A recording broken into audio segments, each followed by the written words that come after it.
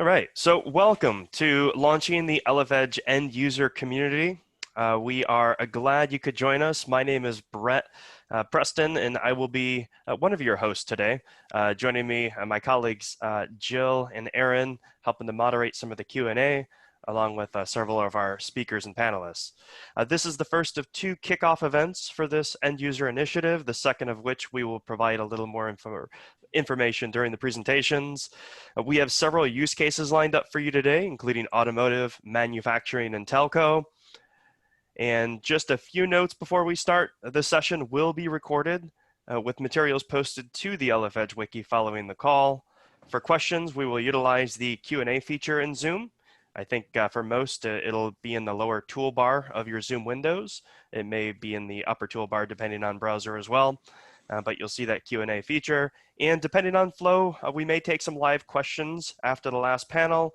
Should we activate and take live questions, you'll use the raise hand functionality that Zoom also provides. And so without further ado, allow me to introduce Arpit Joshipura, a GM of Edge IoT and Networking at the Linux Foundation, and Jason Shepard, LFEdge board member and VP of Ecosystem at Zedata to get us started. Arpit? Very good. All right, so we have a very packed agenda today, and I think we want to make sure that you get a lot of questions answered here. I'm really excited to show and walk you through the bigger LFEdge and Edge market in general and what we have accomplished. And Jason and I will be sort of spending a little bit of the time up front setting this up. Because there's definitely a challenge of defining what an end user is, who a vertical is, and more importantly, what is an edge. And I think we've accomplished quite a bit on that as a community. So thank you for participating. In 2018, when Edge was kind of new, this chart was very popular. And it essentially said that because of 5 technology building blocks, right? Whether it's 5G, microservices that allowed for app portability, AI for allowing for predictive maintenance type things, as well as all the hardware acceleration that came at a fairly decent cost. And then the 5th final thing, which was kind of the on-demand network that got added. A whole series of new applications would emerge, and I'm using the word would, in 2018 that would demand lower latency and accelerated processing. And those applications could be on the telecom side for wireless or wireline or enterprise. They could be on autonomous device sides, immersive experiences, IoT analytics. That was just a vision, right? Now, the good news is in the last 2 years, the industry has moved forward, matured, and with the help of you all in the community, as well as a lot of analysts, we have narrowed down several of these use cases and established an important factor that allows for these use cases to prosper, right? But before I get into that, an important factor that came around was the pandemic. And all of a sudden in this new normal, Edge became even more critical, right, in a lot of industries. And then 5G became a lot more critical. So what we have been saying is that Edge is 4 times the size of the cloud market, according to several analysts. And now analysts are starting to quantify this market significantly. So let's go to the next slide, and I'll show you how applications and use cases are kind of narrowing down. KPMG came out and said, there's a lot of software required in several of these industries, healthcare, industrial, transportation, environmental, gaming, etc. And on the right, our community focus in a priority list was industrial, energy, oil, gas, commerce, retails, etc. So we were kind of narrowing in on as a community, which vertical markets and groups will benefit the most from the edge compute revolution, right? And what's the best way to serve them? So this was one view that just came out. Another view that came out, if you go to the next slide, is from our friends at IoT Analytics, right? And this is again an IoT specific view, and you may have heard me say this multiple times, right? Not all IoT requires edge, and not all edge is for IoT. So we got to understand that edge is a horizontal concept, and Jason will come right with me in a couple of minutes and explain the terminology and the definition and all the work that the community has done to allow for a crisper definition. But in this IoT-centric view, you can see that the markets are fairly similar.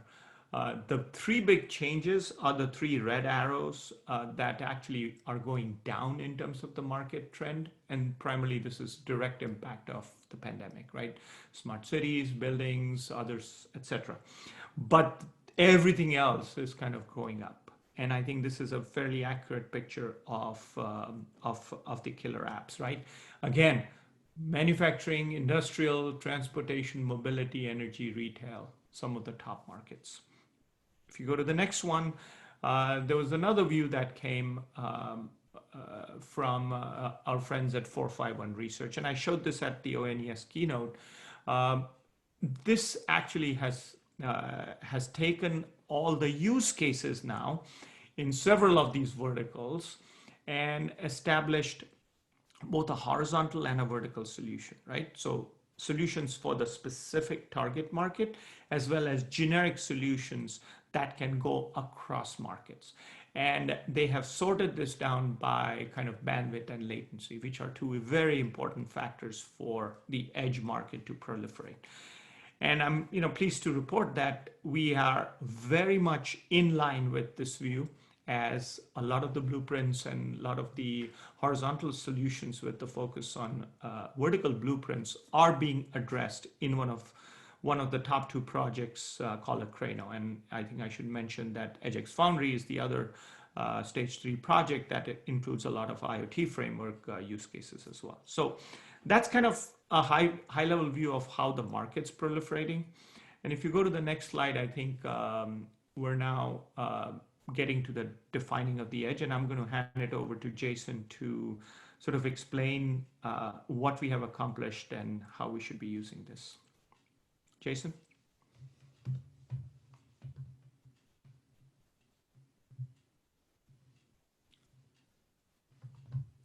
Jason, are you there?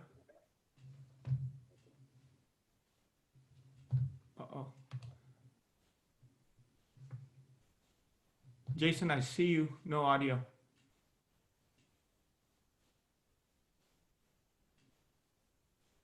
Brett? Yep, I am. I'm sending him a quick message that his audio appears to be out.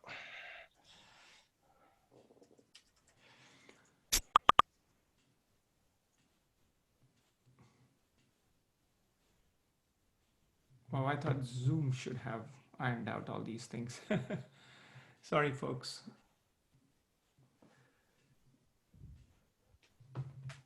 Yeah, it looks like he's not muted, so there's got to be something else going on. Could be his headphones or laptop.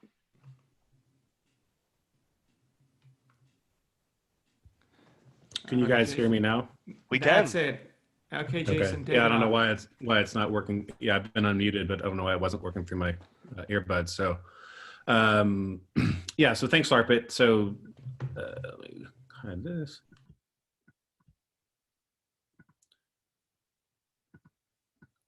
Okay, yeah, so earlier this year, we as a community got deep into taxonomy. So one of the old jokes in the standards world is, how do you solve the standards problem? You come up with a new standard, and we also saw a lot of problems out there with edge definition in terms of there just being so many different taxonomies and what I would call loaded terms in terms of ambiguous, near and far, thin and thick, and so a lot of confusion across the board.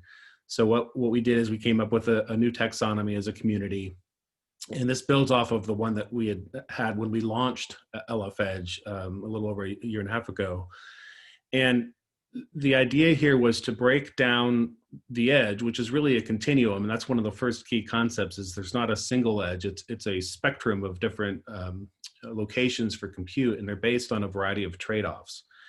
And so the taxonomy, we recommend you go check out the taxonomy white paper. It's available online. There's a link down below if you get these slides, but you really get into a lot more detail. But looking at the edge as a continuum and thinking about it in terms of hard technical trade-offs makes it a lot more clear what we're talking about in terms of how various different edge compute tools apply to various different use cases.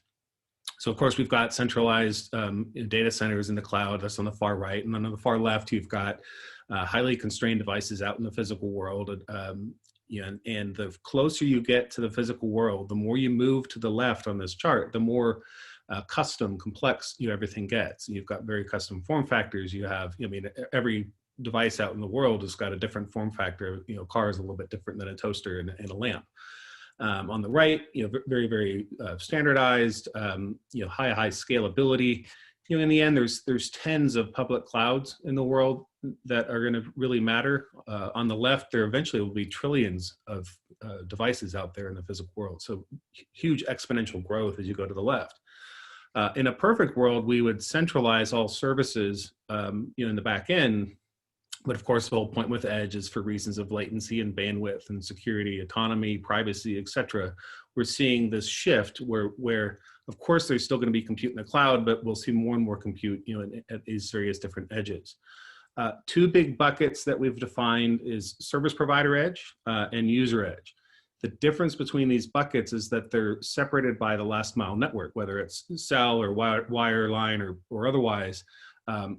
Wide area network access to the right side to the service provider edge, local network on the user edge. And that's a really important delineator because as much as we talk about latency, and latency is a big factor, and of course 5G is driving latency down even further. If you're latency critical in terms of your application, like bad things happen if the message doesn't get there at all times, especially in a deterministic fashion, you will always do that compute or any kind of control locally, on the user edge.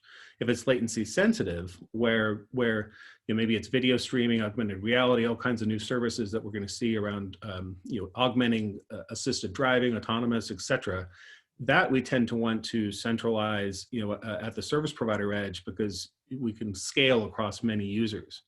Service provider edge tends to be shared resources, owned by obviously service providers. User edges tend to be more owned by them, the end user, whether it could be an enterprise or a consumer. And there's not a hard line, and there's some divide, and we get into a lot more detail in the paper, but that's the main bucket. The next big trade-off that you see, so the on-prem data center edge, that's all that's on-prem traditional data centers we have in buildings. We micro-modular data centers next to your building. The key here is that from the on-prem data center edge all the way to the right, that's generally pretty consistent data center class infrastructure. There's some unique needs around regulatory and thermals and whatnot if you've got stuff distributed in different locations, but generally fairly consistent server class networking infrastructure. And we're seeing evolutions of tools like Kubernetes moving left and helping to comprehend distributed clusters and things like that. But again, generally the same tools. When you get to the left of the on-prem data center, now you're in what we call the smart device edge. And the reason we called that is, as Arpit said, there's, IoT is a workload within the broader edge spectrum. You can't forget about all those mobile devices out there, client compute, et cetera. So the smart device edge, as we defined it, is any compute outside of a physically secure data center that's still capable of running apps. So that includes, all the client devices that we've had for some time. Those are solved problems in terms of iOS and Android and Windows, big ecosystems around those foundations. But in the IoT sense, it's the Wild West. So we've got so much fragmentation around, whether it's a gateway or a hub, a router, a server, anything kind of distributed out in the field. And you'll see as we talk about the projects, there's a lot of LF Edge projects looking at how can we a lot of efforts. How can we make more consistency and interoperability at that component of the edge continuum? And then you go one more click to the left, and now you're in constrained devices. It's generally driven by memory, about 256 megs of memory and below. You're now constrained enough to where everything has to be embedded. You can no longer do the abstractions for running containers or virtual machines. It's much more custom embedded software development, which adds a new layer of complexity. And we're seeing evolutions of tools there, and things will get easier over time. But each one of these buckets has an inherent trade-off. And so we've gotten a lot of traction on this white paper, a lot of interest, because it just breaks it down into those technical trade-offs, wide area network, local network, in a data center, not in a data center, able to run apps, not able to run apps. So again, recommend checking it out. And next slide, we'll kind of talk about how the projects fit across the spectrum. So this is that same taxonomy that we just talked about, and the projects that we have today within LF-Edge. Actually, secure device onboarding is not on this slide, but that's all about how do we drive zero-touch provisioning across devices in a scalable fashion, in the channel. Arpit mentioned Aquaronne and EdgeX Foundry. So Aquaronne is spanning, it's more at the infrastructure layer, and while Aquaronne started with the more of a focus on the service provider edge, blueprints are being built kind of across the spectrum, when we expect there to be even more tying things together as you get closer to the user edge side and in the physical world. And EdgeX Foundry is focused on how do I make sense of all of the different protocols and fragmented hardware and whatnot within that IoT component of the smart device edge. EdgeX is built for maximum flexibility and being very, very modular. It's a cloud native approach with microservices and platform independent architecture. Fledge is a project that, on the surface, it looks like they're highly overlapped in purpose, but actually Fledge has made some different choices in terms of what types of devices they go after, what types of use cases. They're both data stacks for IoT workloads. How do I normalize protocols? How do I run analytics on top? But they're slightly different approaches. And of course, the whole point with LF-Edge is how do we start to drive more convergence in projects over time, where appropriate, but also recognize that this is a continuum, and you can't have a one-size-fits-all across the board. Home Edge is actually leveraging some of the different projects like an EdgeX that's focused on how do we build services around the home. More and more homes are going to have these server-based nodes within the home that drive different things like video surveillance and general AI workloads. So there's focus there. Beidou is a project started by Baidu that's looking at how can you develop services that are delivered from the cloud closer to the user for AI and the like. Open Horizon is a project that's new to LF-Edge. That's around how do I distribute containers across the spectrum. And then Eve is a project that is really about how do I abstract that complexity for IoT edge compute from the hardware.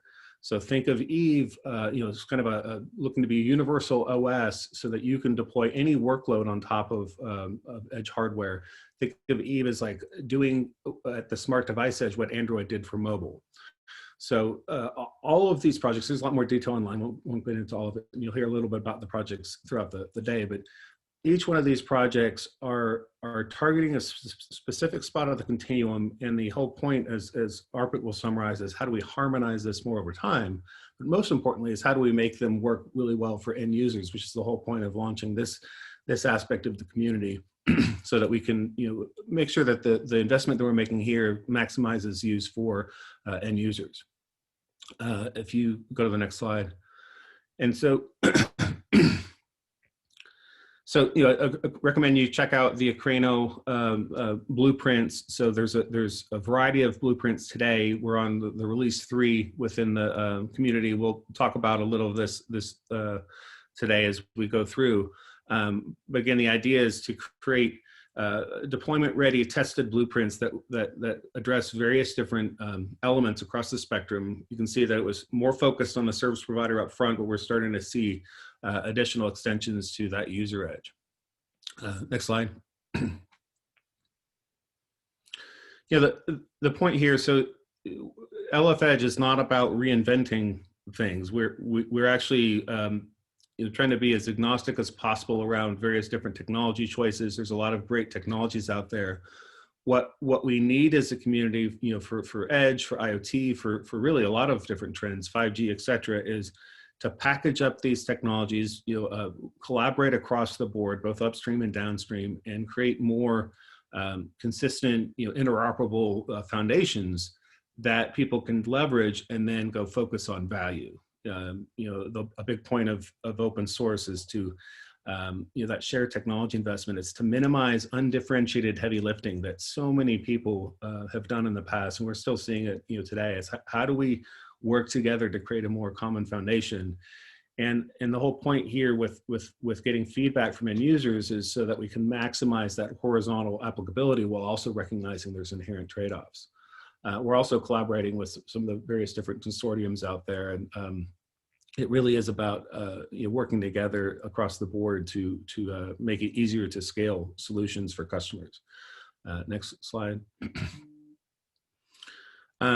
So you'll see if you go through the LF Edge site, get involved in any of the projects, a number of the use cases that we're already addressing are available in various different demos online. So each project has got sort of some initial focus areas. We're looking at expanding that out as we go. And you'll start to see more and more bleed between the projects. I mean, we're not trying to build vertically focused projects across the board. We want to build horizontal technologies that are highly applicable to a number of different verticals. And so while we've started in certain areas with these projects, again, the whole point here is to get that feedback so we can make them as flexible as possible across the board and then start to see more harmonization over time. Next slide. I think with that, I'm going to hand it off back to Arpit to talk a little bit about the growth in LF Edge over the course of since we've launched it. Oh, thank you, Jason. So we are really excited about how LF Edge not only collaborates between the projects but also across the networking community and the cloud community and various consortiums, whether it's IIC, AECC, etc. Okay, so with that said, we actually announced results of a survey that the members had. All the LF Edge members, you developers, and many more, and we have really been very pleased with the results, specifically because the fundamental question that inherently bothers pretty much the business decision makers is, why should I do open source? And the first answer 5 years ago was always, oh, it's free and it's cheap. And that's no longer the case. That's on the extreme right. Yes, it does drive cost down, but that cost is really an operational cost. As Jason said, right?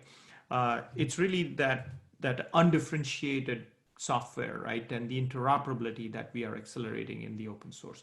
But the three big things that have come out from the survey is, people want to, really focus on market creation, adoption, and acceleration, and collaboration. Those are the top three.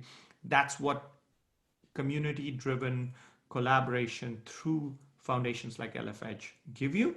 And that's why, we are here to serve you, right? So that's kind of the high-level view of this community. If you go to the next slide,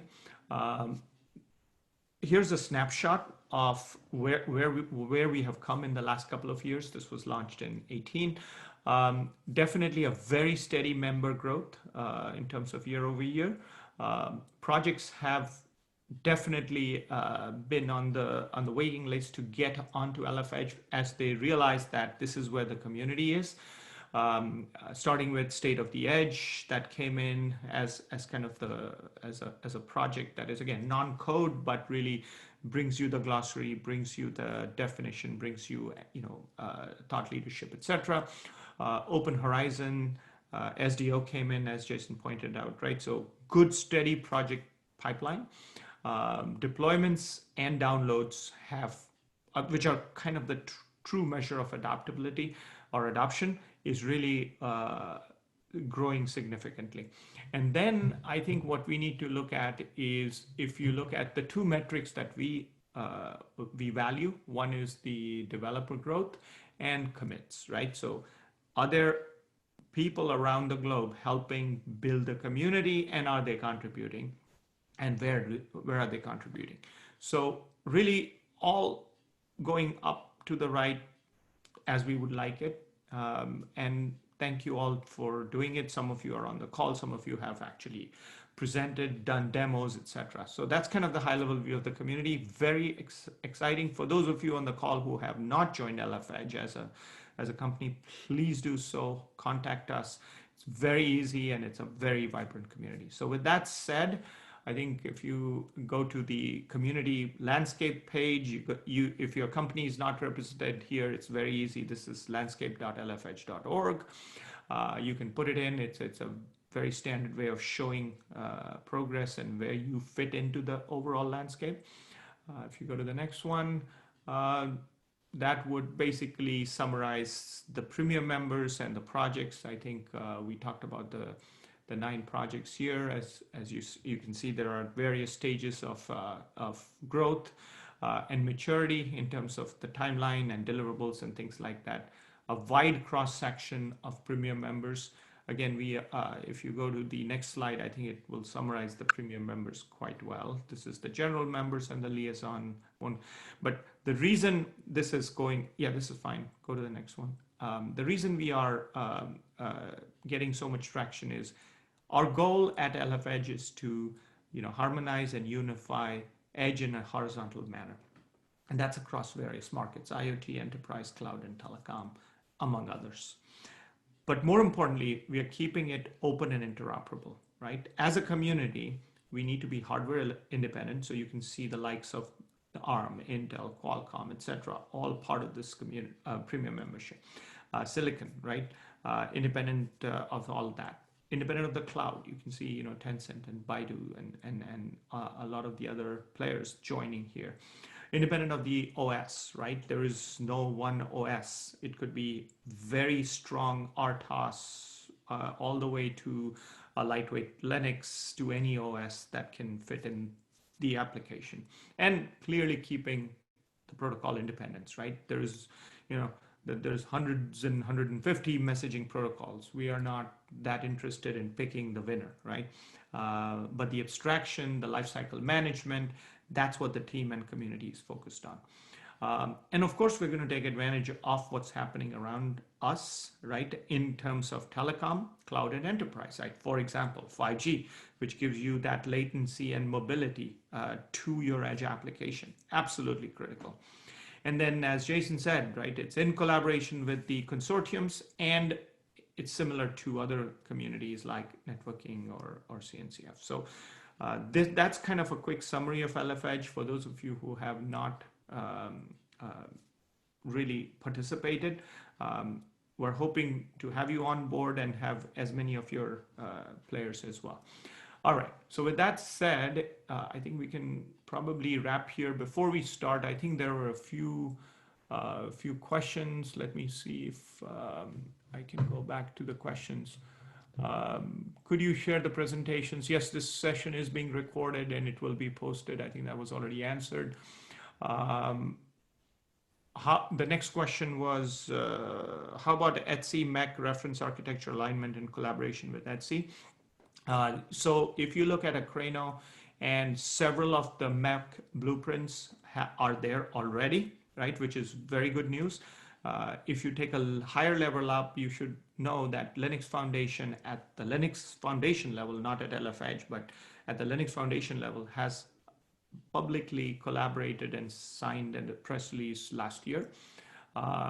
And that's given us the green light to collaborate with these organizations, specifically Etsy MEC. All right, I think that's it, right? Did I miss any questions, Jill?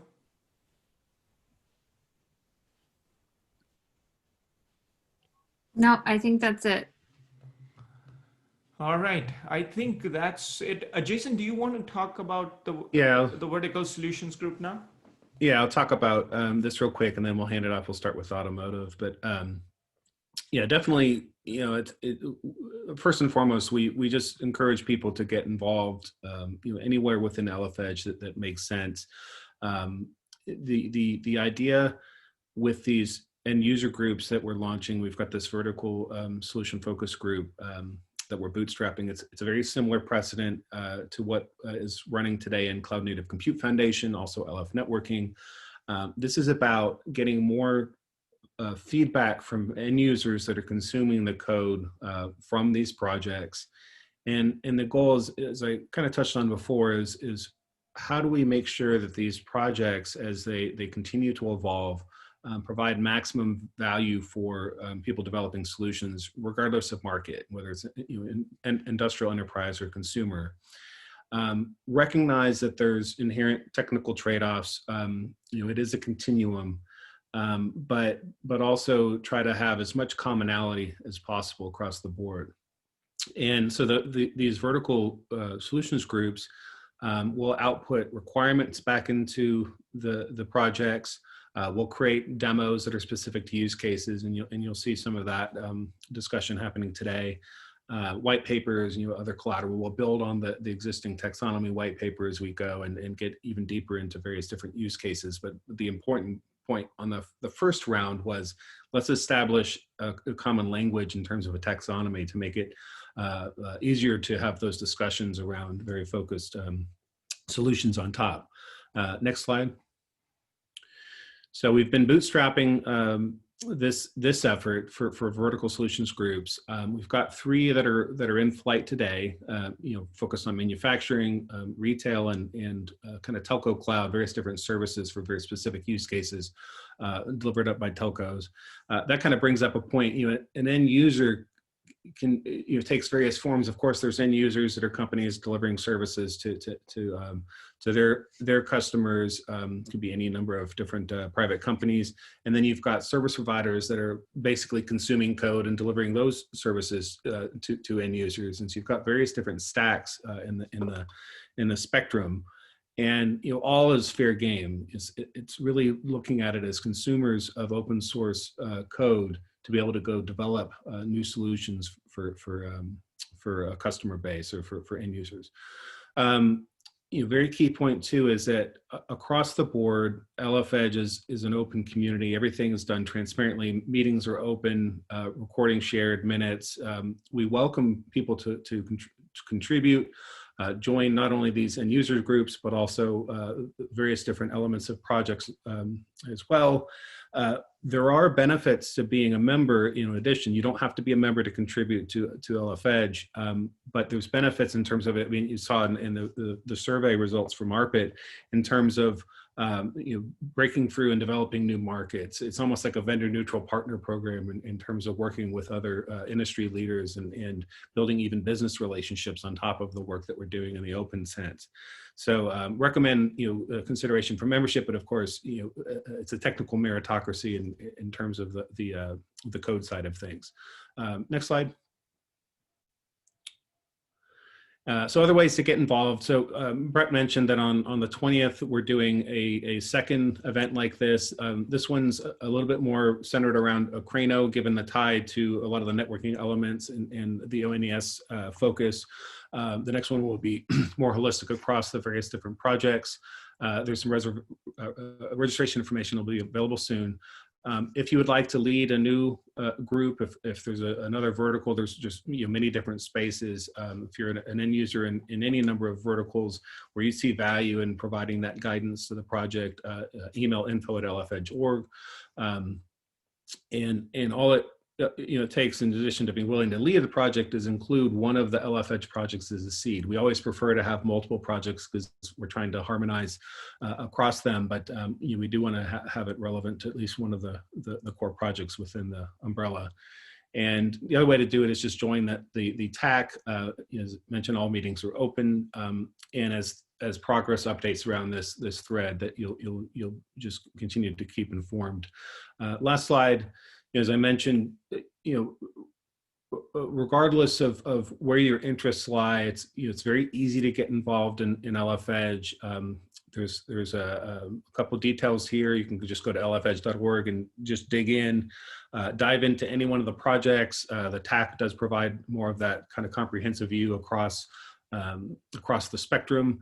Attend meetings. The best way to vote in open source is with your keyboard, of course, and writing code. So just feel free to dive in anywhere. But we would definitely welcome any feedback from end users on how we can maximize the potential for this, for all of us to just be able to focus on value creation throughout the spectrum. So with that, I think we're going to get kicked off with automotive as sort of the first focus area, both vertical and some of the use cases within it. So I'll hand it off there. Thank you, Jason. Thank you, Arpit. And thanks for folks who have put questions into the Q&A window. For those that did recently join, we're leveraging the Q&A functionality. So as you have questions that do come up, feel free to ask and our panelists will be happy to answer. Up next, we have Zhuming Zhang from Xinhong with a automotive use case out of the Aquaronne project. I think it is a national holiday actually in China today. So, but Zhuming was gracious enough to prepare a small presentation for us. Aaron, if you can go ahead. Dear members, I'm Zhang from Xinhong Technology. I'm honored to have this opportunity to introduce some technologies and scenarios about autonomous driving. The presentation is the Chen key technologies and the application scenarios of IVSS. Now I will introduce the first part. The first part is the current overview of connected cars. When the automotive industry is deeply integrated with the Internet of Things, communications, and other fields, people will realize the real-time interaction between smart cars and smart roads, and develop active vehicle control and rules based on the collection and integration of dynamic traffic information in all time and space. Collaborative management fully realizes the effective coordination of people, vehicles, and roads, and finally achieves the goal of improving traffic efficiency and ensuring traffic safety. This is the huge value hidden behind the vehicle-road coordination. Now, let's introduce the trend of software-defined cars. Automobile intelligence requires real-time processing of large amount of data from computer vision based on mountain sensor input.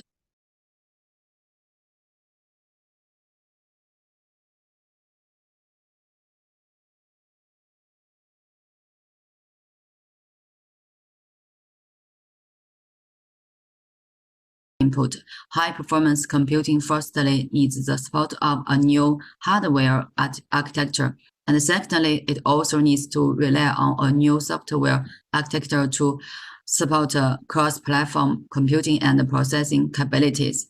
High-performance microcontroller computing, distributed computing, and remote diagnosis. In the past, the automotive EEA has always followed the one function, one box distributed architecture model. In this form of automotive electrical and electrical architecture, every time a function is added, corresponding controllers and communication signals need to be added to further increase the system. The following two factors will reshape the future EEA. Then look at the new generation of EEA. The first is to support the system integration of software platforms. Although today's automotive EEA can be classified into different domains such as infotainment classes, chassis, and powertrain. The infotainment system usually use Linux or commercial general purpose operating system. AutoSHA Classic platform is the embedded ECU standard with strong real-time performance. With the increasing demand for computing power of new technologies and deep embedded system in the future. The third controller is urgently needed. The device domain controller is used to integrate the function node to form a domain centralized or cross-domain centralized EA. The second is the transition from signal-based to service-ocean communication. Traditional car communication is still signal-based. That is, the sender doesn't care who received it, but only sent to the signal, and the receiver doesn't care who it is. It is only responsible for receiving what you want. This method is very suitable for application scenarios with limited size control data. After advanced application scenarios such as autonomous driving are added, the dynamic interaction of large amounts of data must adopt a service-oriented communication method to improve communication efficiency and reduce load.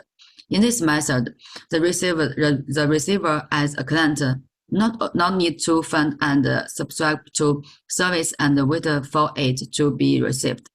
Information is enough, and the sender as a service provider only needs to provide services and information to subscribers.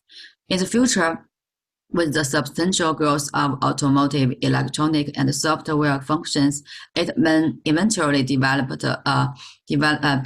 to centralized EA for vehicles based on a central computer, or even vehicle road cloud computing collaborative control. Now, under such a trend, a new software architecture platform that is highly flexible, high performance, and supports high performance computing clusters, dynamic communications, and other features is required. That is adaptive AutoSHA.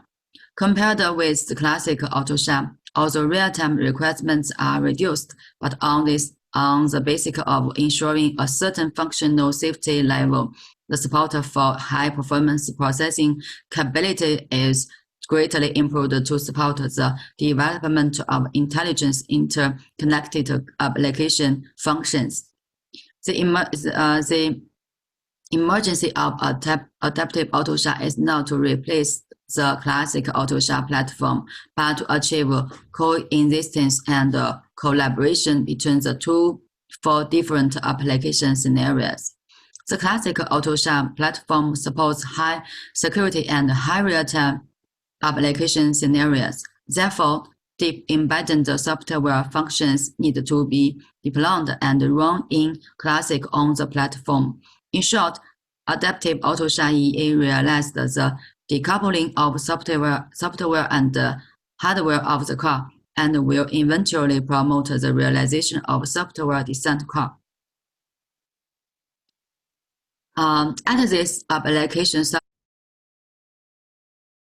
software level, the key technologies of autonomous driving can be divided into three parts: environmental perception, behavior, decision-making, path planning, and motion control.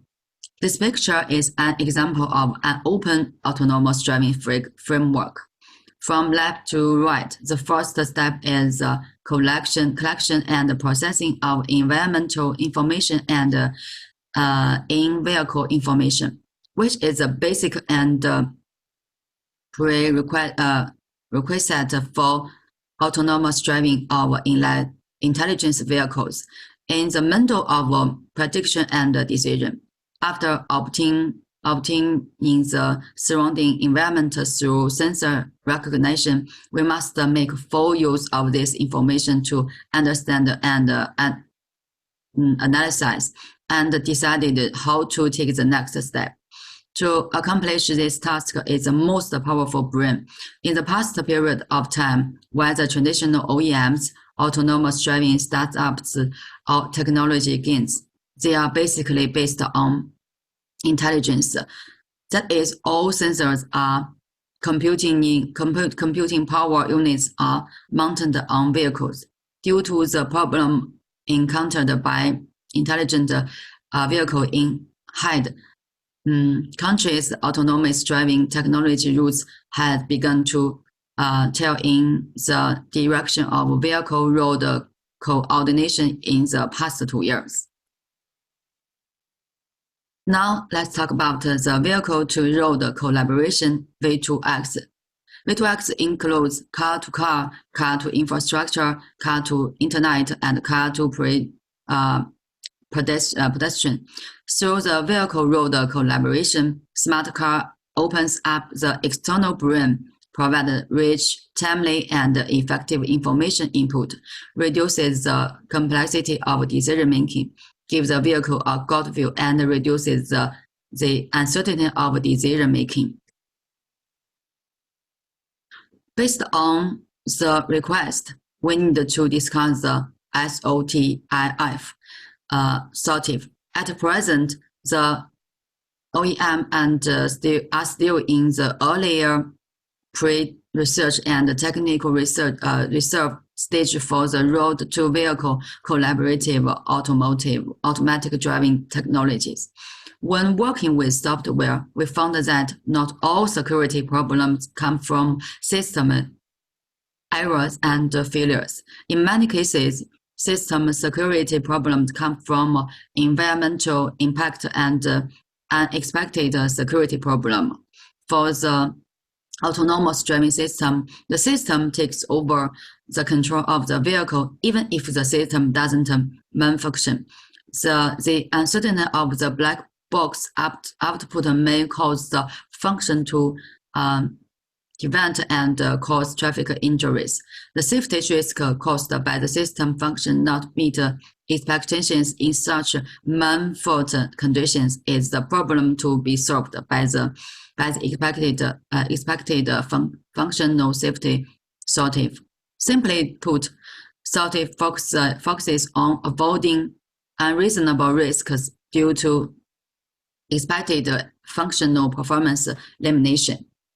Because SOTIF was born in the context of the development of intelligent driving, if it is classified according to the foundational chain of intelligent driving, perception, decision, acquisition, functional performance elimination are reflected in these three aspects.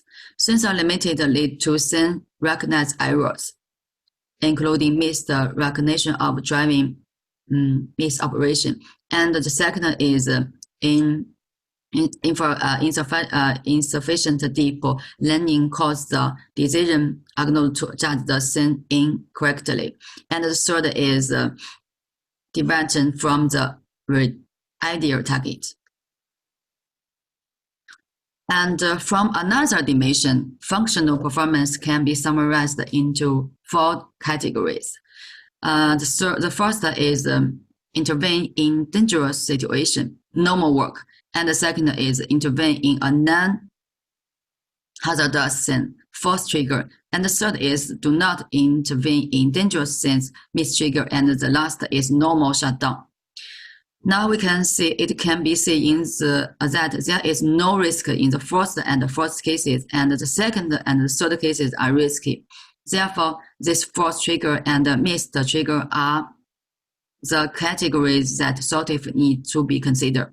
To effectively avoid force triggers and missed triggers, the first step is to identify and classify the scenes and determine which scenes will trigger safety and which scene will not trigger safety.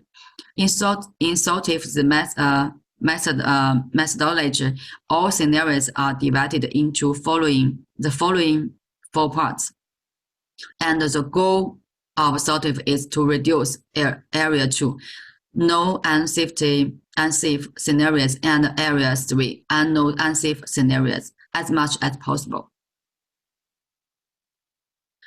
For area 2, no unsafe scenarios, the basic idea of SOTIF is to identify risk scenarios through safety analysis, develop countermeasures to risk scenarios, build a real-time simulation environment for known scenarios, or design real vehicle tests and optimize them based on experimental result design. For Area 3, it is relatively tricky to deal with.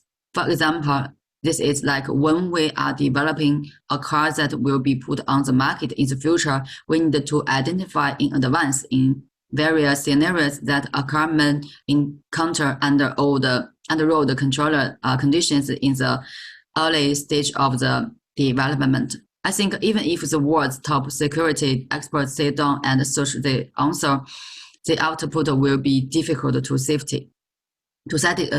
satisfy. In order to let everyone feel how difficult this problem is, please see the following example. Tesla's smart driving function mistakenly identified the lucky right circle as a roadblock. How is Soltive applied in the development of fully autonomous driving?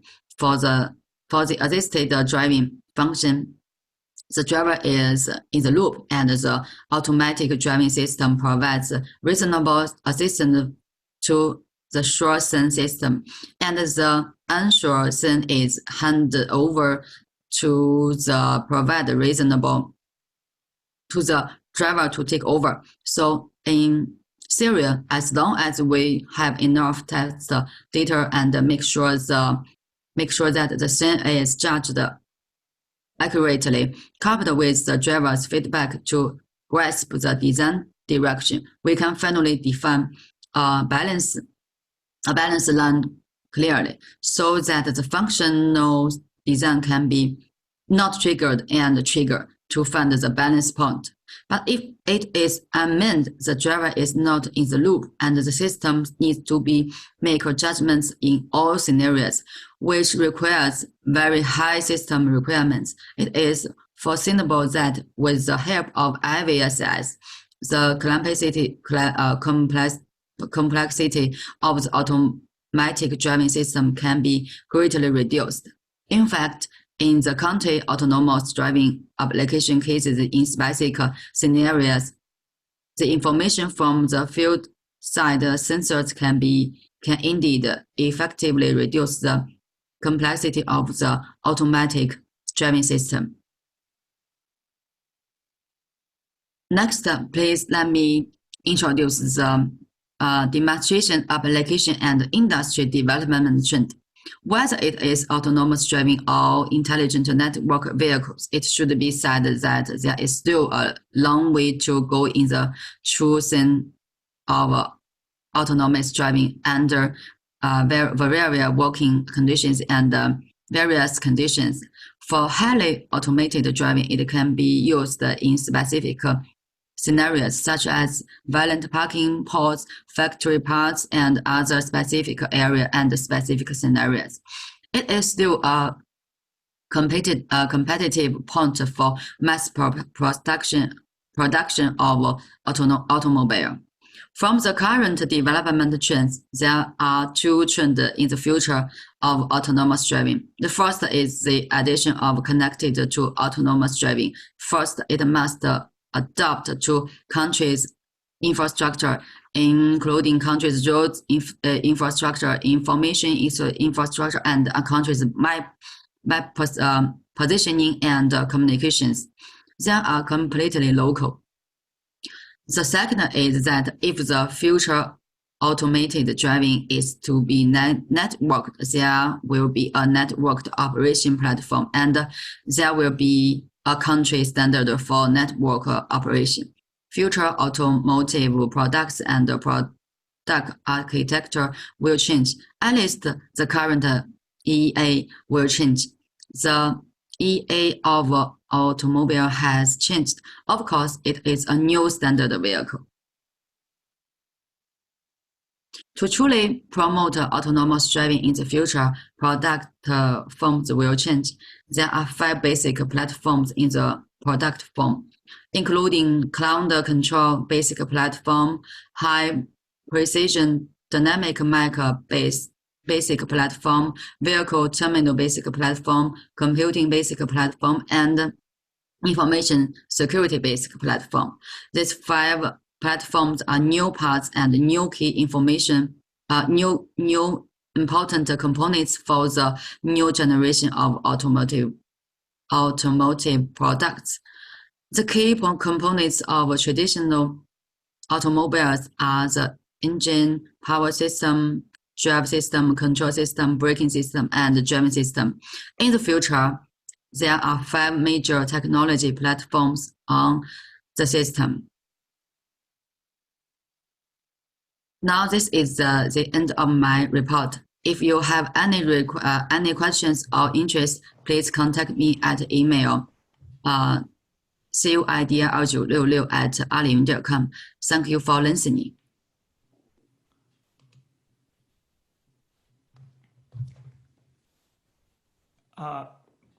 Brett, I want to add one thing. Zhuming, thank you for the very good insight. I also want to link this back to the work that's going on in Aquaronne from a blueprint perspective.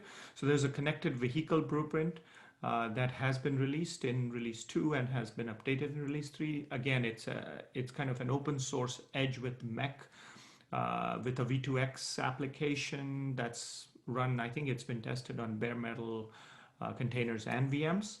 And from a network side of things, or from a connected vehicle side of things, the value that blueprint provides is obviously, more accurate location. I think it's 10x more accurate, really smarter navigation, safety improvements, right? So risk mitigation, etc., and traffic violations, right? So as you can see from these vertical groups, not only do the vertical industries, in this case automotive, that they're coming towards the network and towards open source, but the open source industries like LF Edge and foundations and projects, they're moving closer to the vertical.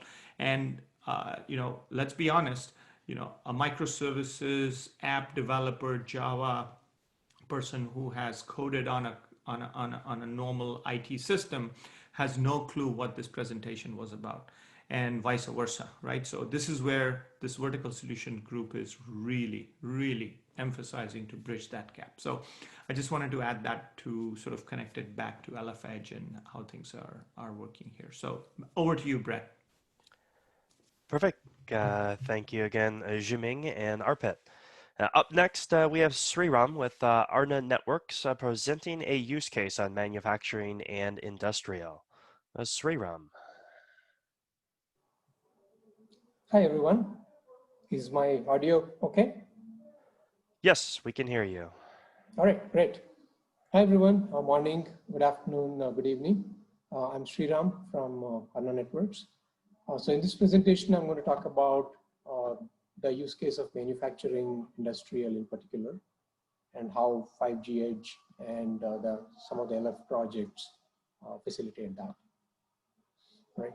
So the first part of the presentation is about how 5G enables the industry 4.0. So, as you all know, the 5G technology, there are 3 sort of major components, right? So the ultra reliable low latency communication, the massive machine type communication, and the network slicing, right? So all 3 of them we believe are very relevant for the industry 4.0 applications, right? So some of them are pretty obvious. You need a very low latency communication for some of the industrial applications like manufacturing and so on. And similarly, the massive machine type communications, because there are going to be a lot of these devices that need to communicate.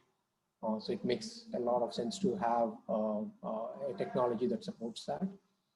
And the third one is network slicing, right, which is a very important feature in 5G, which is very useful in the industrial applications, where you may have different types of applications with the different characteristics or different requirements.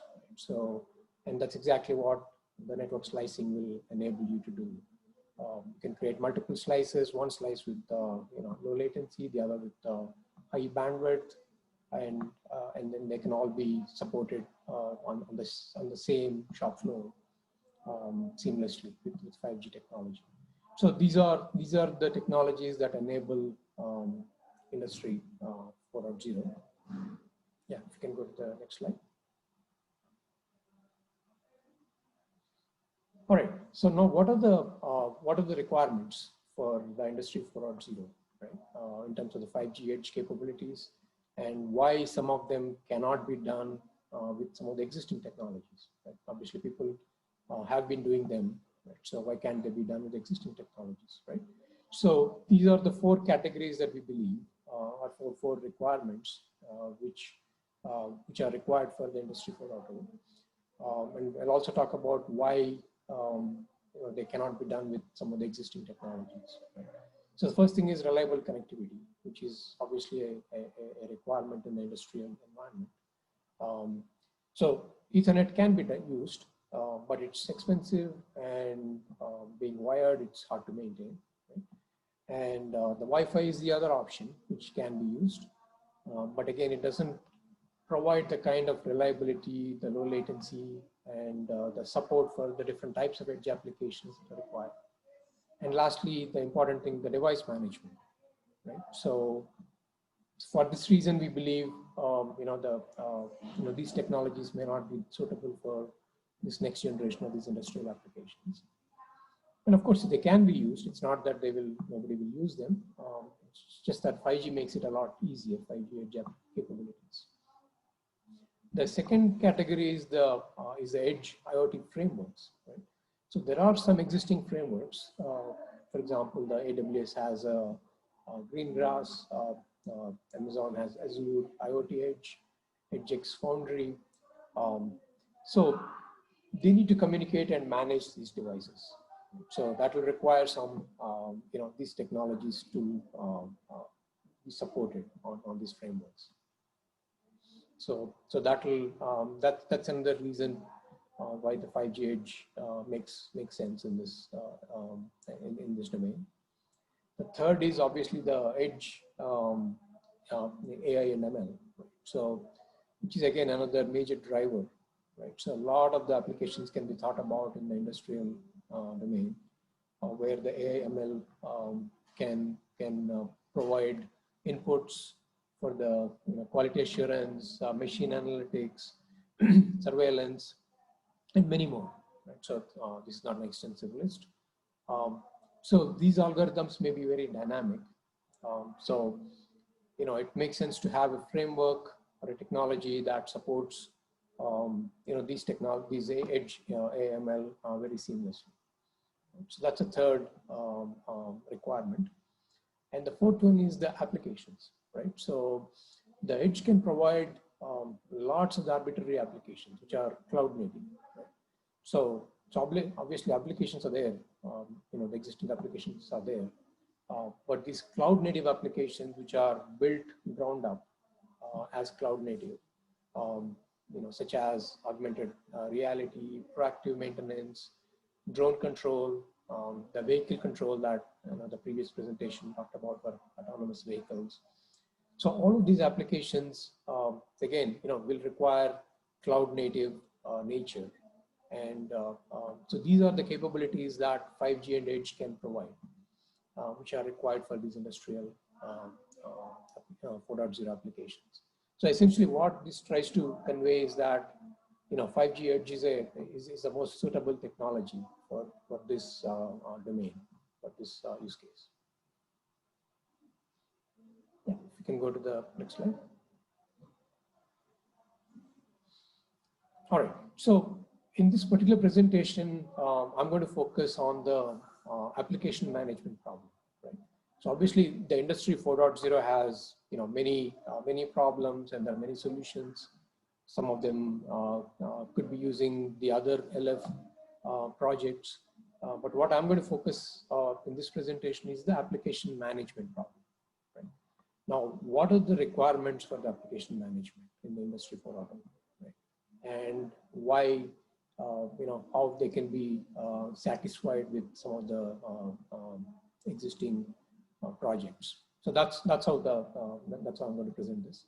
Right. So the first requirement is a reliable 5G management in all my factories. Right. So that's kind of a basic requirement. So there should be a zero-touch provisioning. Right. So a lot of factories, may not even have the accessibility for people to go and provision things. So pretty much a zero-touch provisioning is a requirement. Network slicing that I talked about in the earlier slides.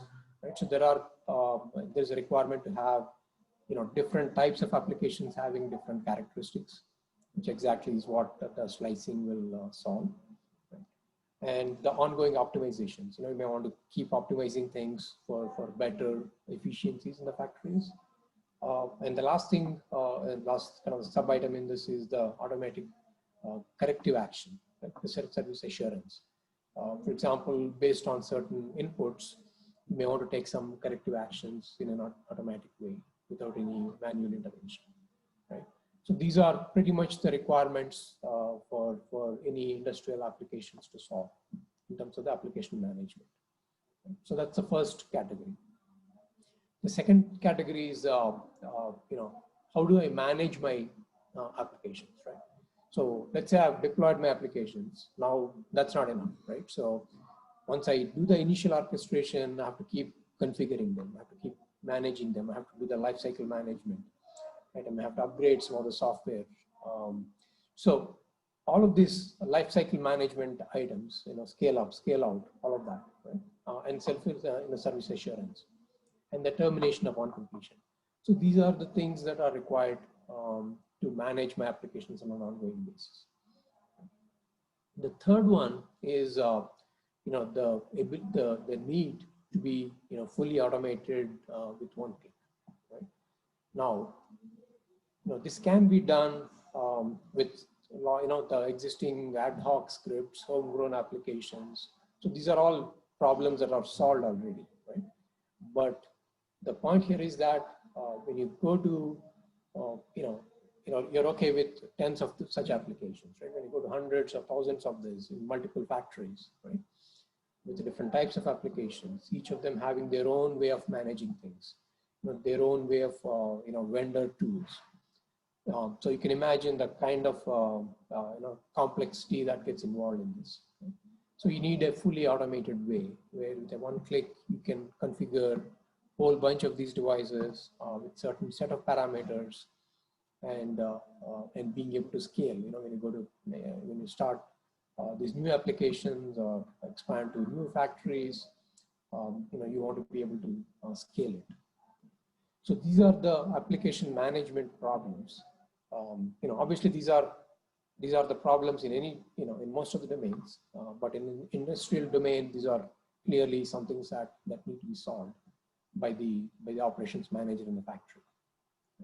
So this is all sort of building a case for how 5G Edge can be is an ideal solution for this problem. You can go to the next slide. All right. So this is one of the solutions. Obviously it's not the only solution. So I'm going to talk about some of the technologies that we leverage for this, especially in the context of the LFN Edge projects. The requirements is that it has to be lightweight, cloud native. The CI/CD release process is pretty much a requirement in this domain. They have to be vendor agnostic. That's the reason why people choose open source technologies, where the CNFs and the Kubernetes providers can be vendor agnostic. The access technology, again, in this presentation, we're going to talk about mostly about 5G, but it can also be used for LTE, Wi-Fi, maybe if the need be. Support for the Kubernetes, NFVA clouds, and then the projects that are used for the open source projects that are used from LFN, mostly from the ONAP project. And that's what I'm going to focus on this presentation, which are applicable for this for the solution. If you can go to the next slide. Yeah, so these are some of the details. And again, this is more generic. It's not specific to the industrial applications. But again, all these requirements are pretty much needed for, for this domain. Where you need to have the cluster registration because you need to have, there may be need for multiple clusters that need to register. Distributed application scheduler because your applications may be scheduled on multiple clusters in the factories where you need to be able to schedule them, based on the intents. You may say that certain applications have certain requirements and they need to be placed in certain types of, these clusters. So these are the requirements that are that are clearly there for the industrial applications. And the third thing is the platform awareness. So certain clusters may support certain hardware features, and that's clearly something that may be prevalent in the industrial applications, where there are certain specialized clusters with certain capabilities where certain applications can run. And obviously, nobody's going to decide that manually where this should run. Right. So all of this should be built into the software. Distributed cloud manager, which can present a single view. For example, you have multiple factories and the clouds that are distributed, and ability to manage them as a single logical cloud across them. The mesh controllers, the secure WAN controllers, and monitoring. So again, these are all the features that are required for these 5G edge solutions, which are clearly a requirement for the industrial applications, even though they are more generic and maybe applicable for the other verticals as well.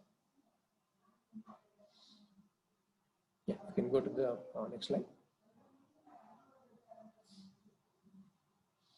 Right. So now I'm going to talk about a couple of proof of concept projects that are going on in the community. So these are all in the sort of under the using the open source initiatives from the LFN projects. In the next few slides, I'll talk about the specific projects that are used and the companies that are involved in this. So the first POC is a private LTE 5G with MEC. So this is under the Aquaronne blueprint, one of the Aquaronne blueprints. That's in progress right now. It's not complete yet. So essentially, what we're trying to do here is to build an end-to-end solution with 5G. Can also be with private LTE, but and then move into 5G. So where we are creating two or more edges and a core, with all of them running Kubernetes and running different 5G applications. So some of them are CNFs, some of them are CNAs, but they're all cloud native applications, which are orchestrated using ONAP for KDS, which is a orchestrator that's part of the ONAP project. In the multi-cloud project. So that's the one that we are leveraging to orchestrate these container functions. And the goal of the POC is to show an end-to-end communication and accessing the data networks using these end devices. And again, like I said, this is not complete yet. It's still in progress. So we have a bunch of companies that are part of this blueprint that are working on it. And you can see the names here, and there's a Aquaronne page that has a lot more details on the current state of affairs, what we are using and what technologies are being used, and so on. And those interested, obviously can be part of this. So now I'll talk about the other POC. If you can go to the next slide. All right. So this is the second POC, which is actually in a much more advanced stage in terms of the capabilities. This was a part of this was actually shown in the keynote as well, and there's a demo booth where this is being demonstrated. So essentially, what we are doing here is that so we have two locations. The one is the UNH lab, where we have the NFVI hardware, which is the HP servers, and we have open source Kubernetes that's running on that, and that's the cloud that's used for it. And the ONAP for KDS is run on that, and that's the one that's orchestrating all these CNFs. And the SD-WAN is from Tonium is connecting that with another cloud, which is running in a Montreal lab. And there also, it's NFVI hardware has a bunch of servers and switches. And so there, instead of running the open source Kubernetes, we're running the Red Hat's OpenShift version of the Kubernetes. And that's where we have instantiated a bunch of these network functions from A10, from Altron, so essentially using the ONAP for KDS, so we orchestrate these services.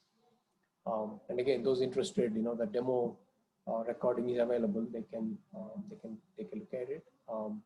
So this uses Altron's 5G core and the GNB emulator from Altron, and also another company called Rebecca. So these are the ones that we have demonstrated the interoperability of this. And again, the open source management that's used for this is the ONAP for KDS, which is part of the ONAP umbrella.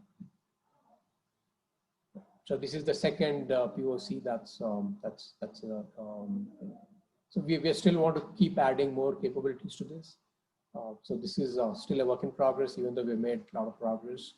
So we want to show the end-to-end with a real radio and so on. So that's in progress. So right now we are showing it with emulators, but eventually we want to show it with a real hardware and with network slicing. So that's the end goal of this, which is in progress. And again, a lot of companies are involved in this. Obviously Red Hat OpenShift, A10, Altron, Rebecca, Aarna. We are involved as ONAP for KDS. So these are the companies that are part of this initiative. Yeah, if you can go to the next slide, please.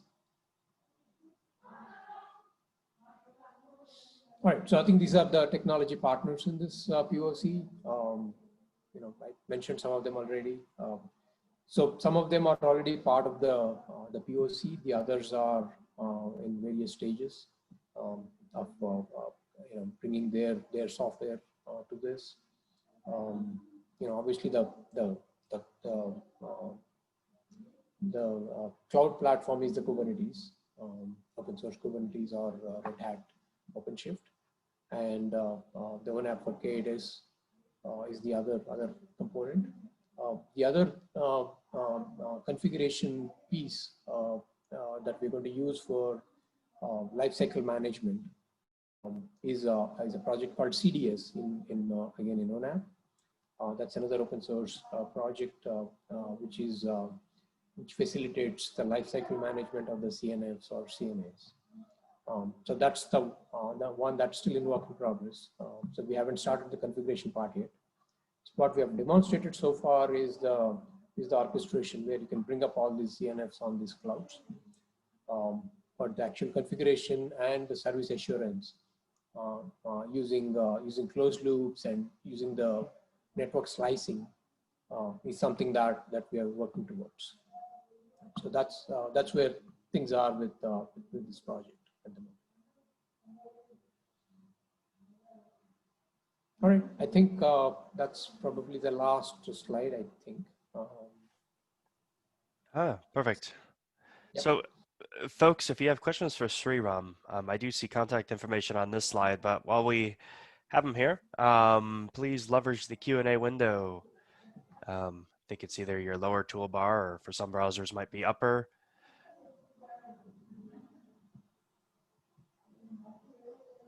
And if you're unable to find the Q&A box, if you can find the chat box, we'll take questions that way as well.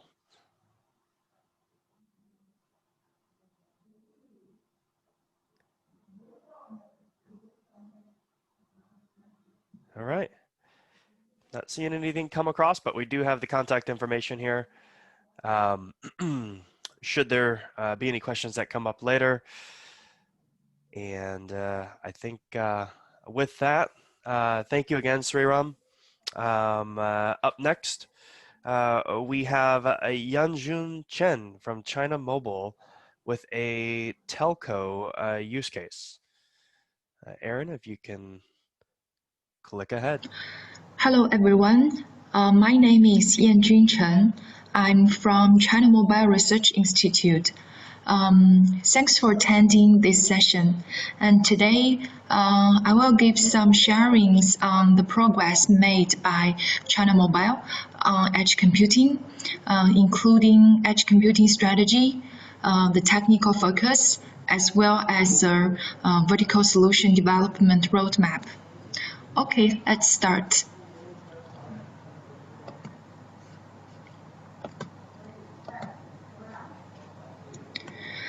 As one of the telcos who has launched commercial 5G network services, China Mobile has announced 5G plus AICDE development strategy, which AICDE means artificial intelligence, IoT, cloud computing, big data, edge computing.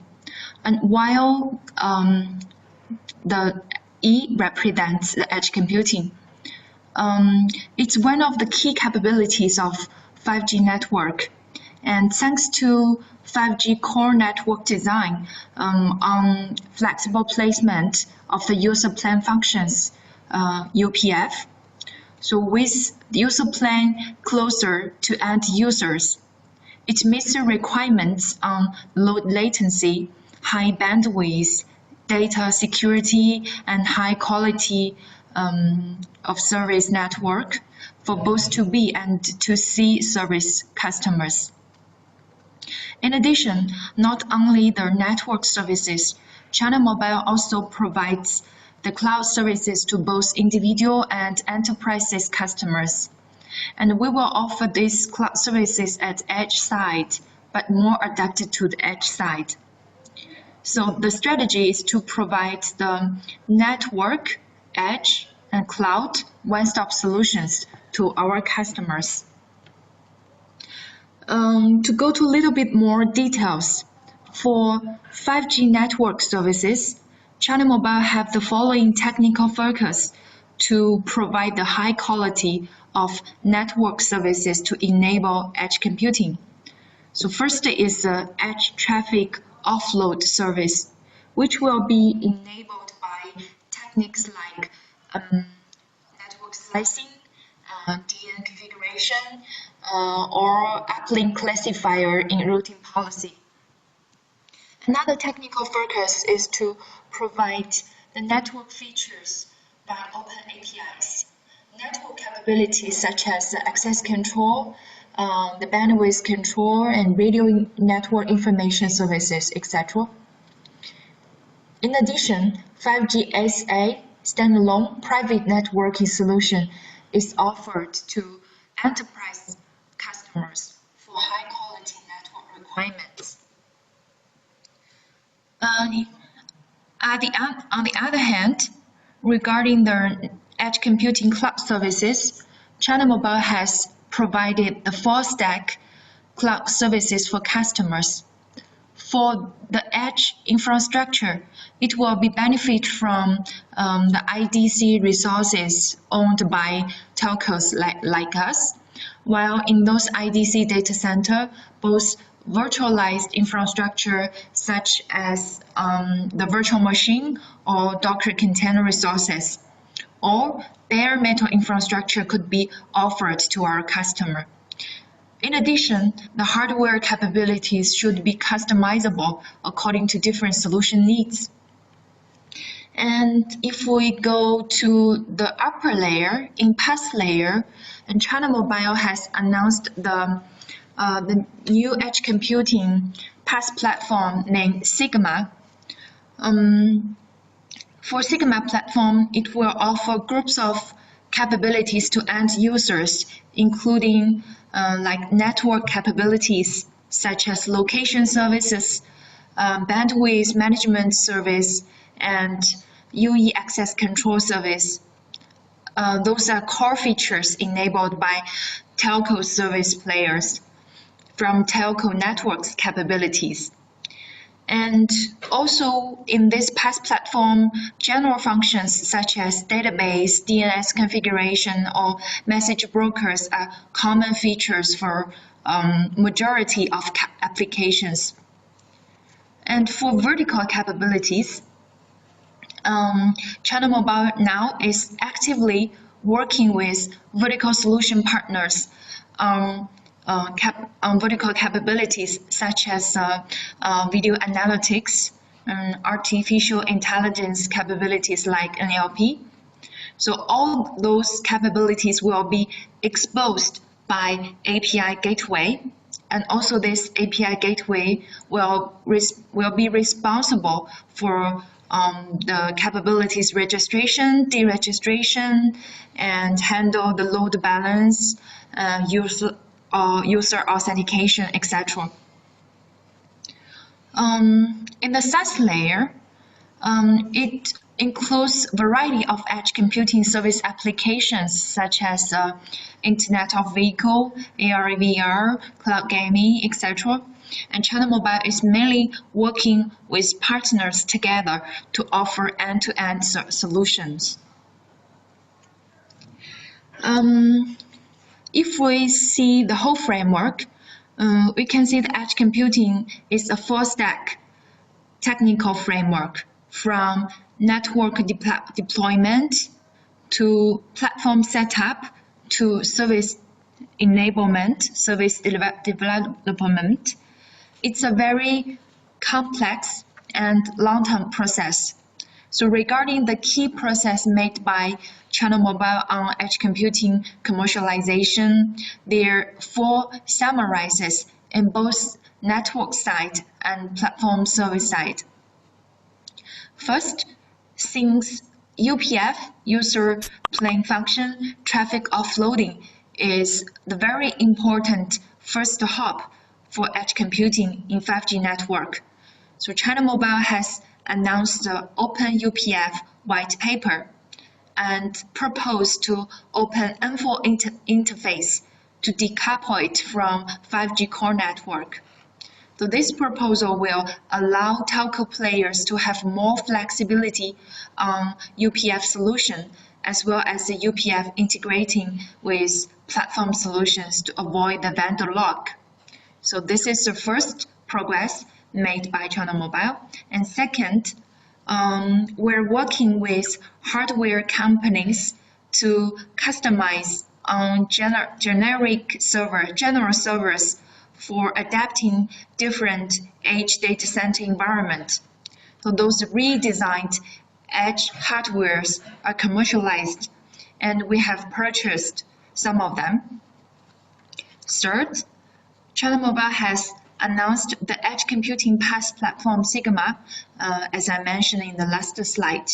While in this platform, telco featured capabilities are exposed by API gateway, and service trials have been made to test and verify this platform with real use cases, such as we have used a Sigma platform to control auto-guide vehicles in a smart factory to improve the traditional solutions.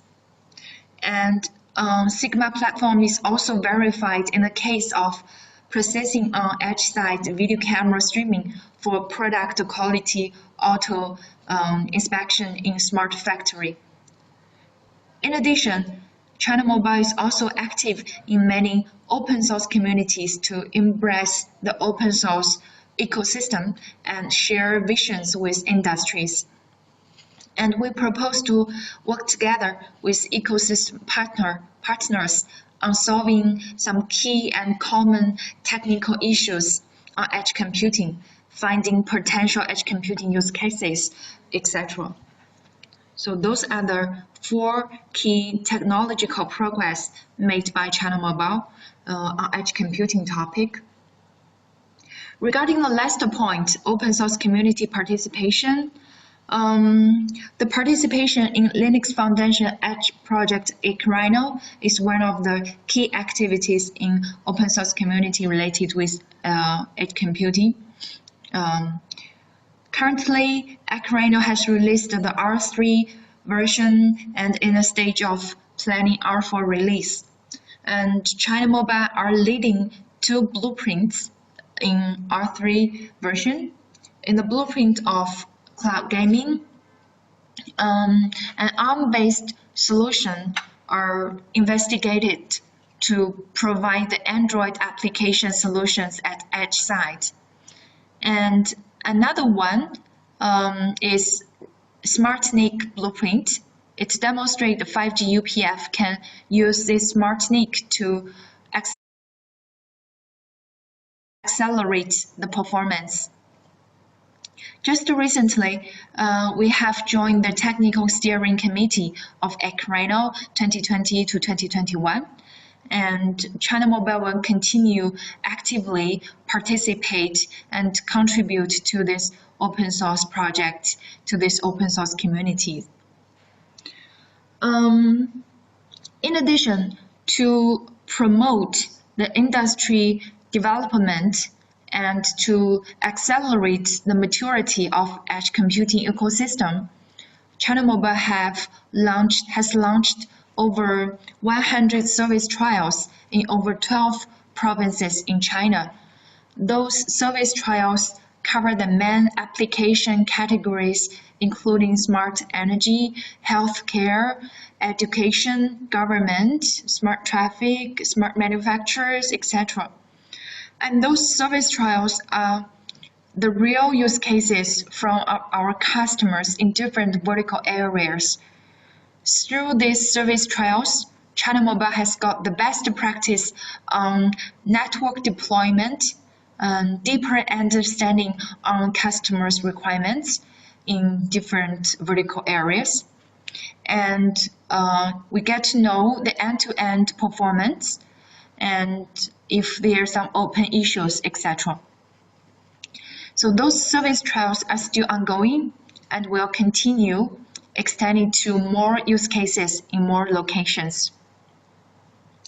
So this page, it shows a service trial example we did together with another game solution partner in Sichuan province in China. In this service trial, delay tolerance is very sensitive, especially for the case when there's a game event. While at that time, many users will connect to the server together for real-time competing.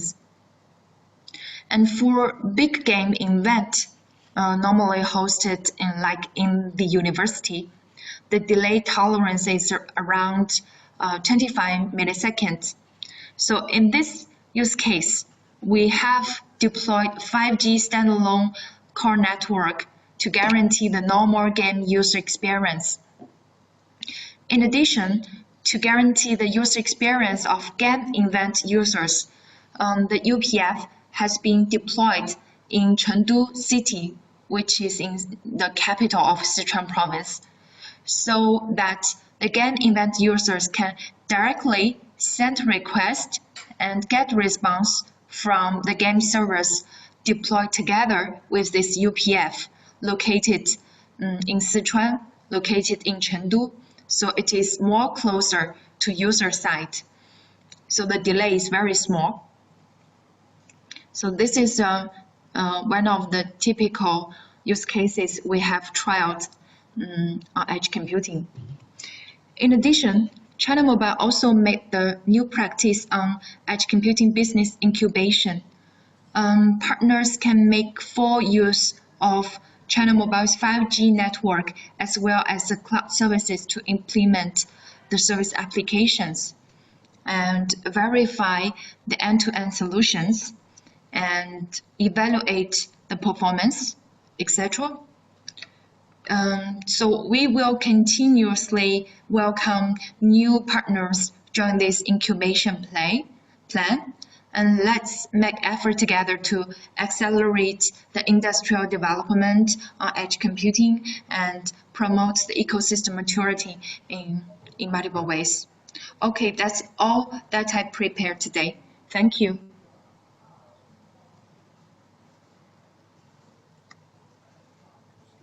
Yeah. Hi, this is Tina Zhou, the Aquaronne TSC chair. So Brad asked me to say something about the China Mobile deployment has been already developed in Aquaronne. So yeah, for the previous slide, Yanjun has already shown they have already been leading the IEC Type 3 and 5, the Android cloud gaming, and also the Smart Blueprint. They have been participating in the 5G MAC and public cloud edge, and also Alt Edge, and also the Elite Blueprint. So thank you for China Mobile's contribution. This is really useful and leading the industry, especially the telco areas, to move to the deployment. And also, they are now proposing a new blueprint or blueprint family, which is called something like blockchain-based edge computing, because they already have some proof of concept already building. So I see China Mobile sets up a very good example how to have the closed loop between project, the production, and profit as Alpha Edge advocates. All right, I will stop at that.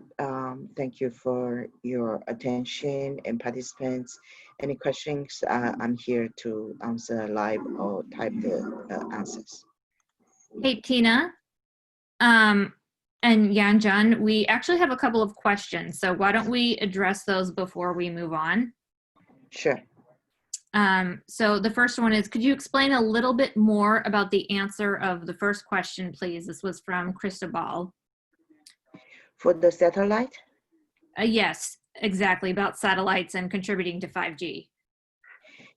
Yeah, because it's not, well, there's no directly satellite discussion in Aquaronne. However, I was the satellite representative from study group 11 ITUT.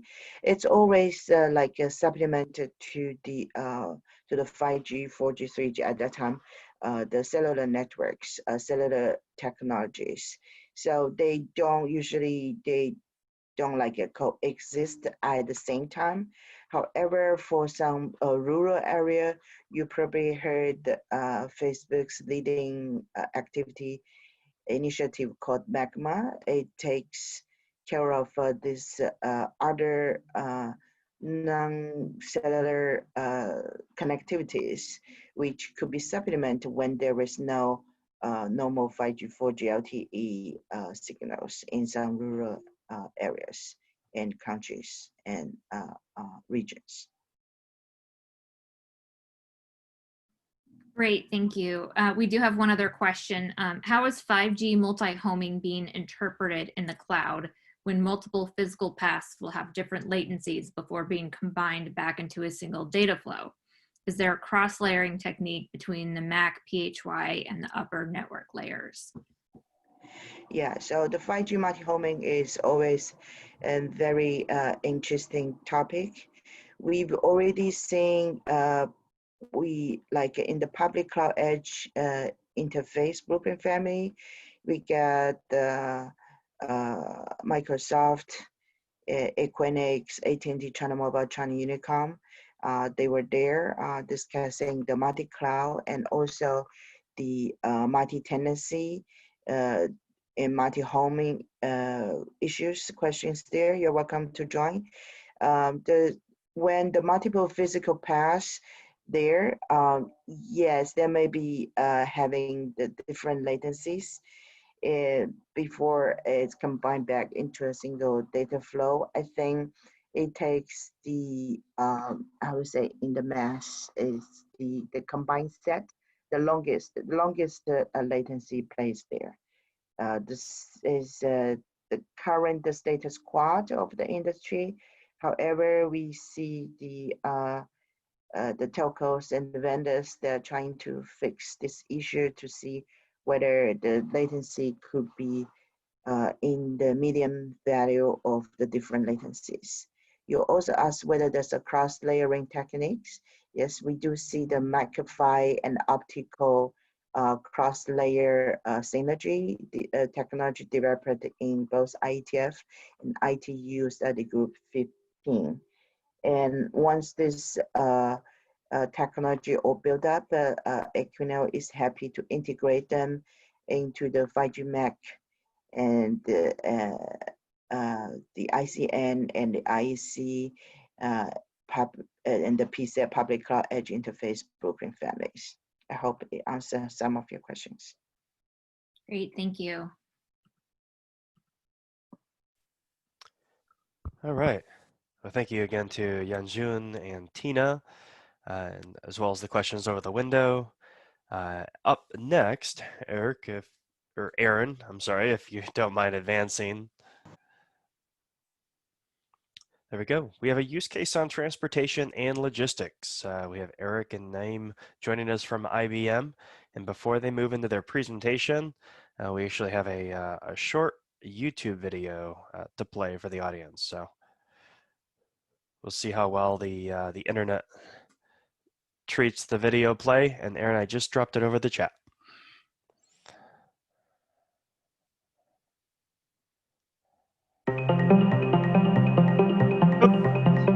Sorry.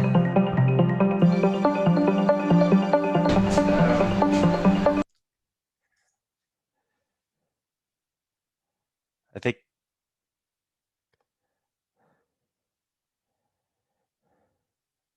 and Aaron, I think you need to share the video screen. There we go.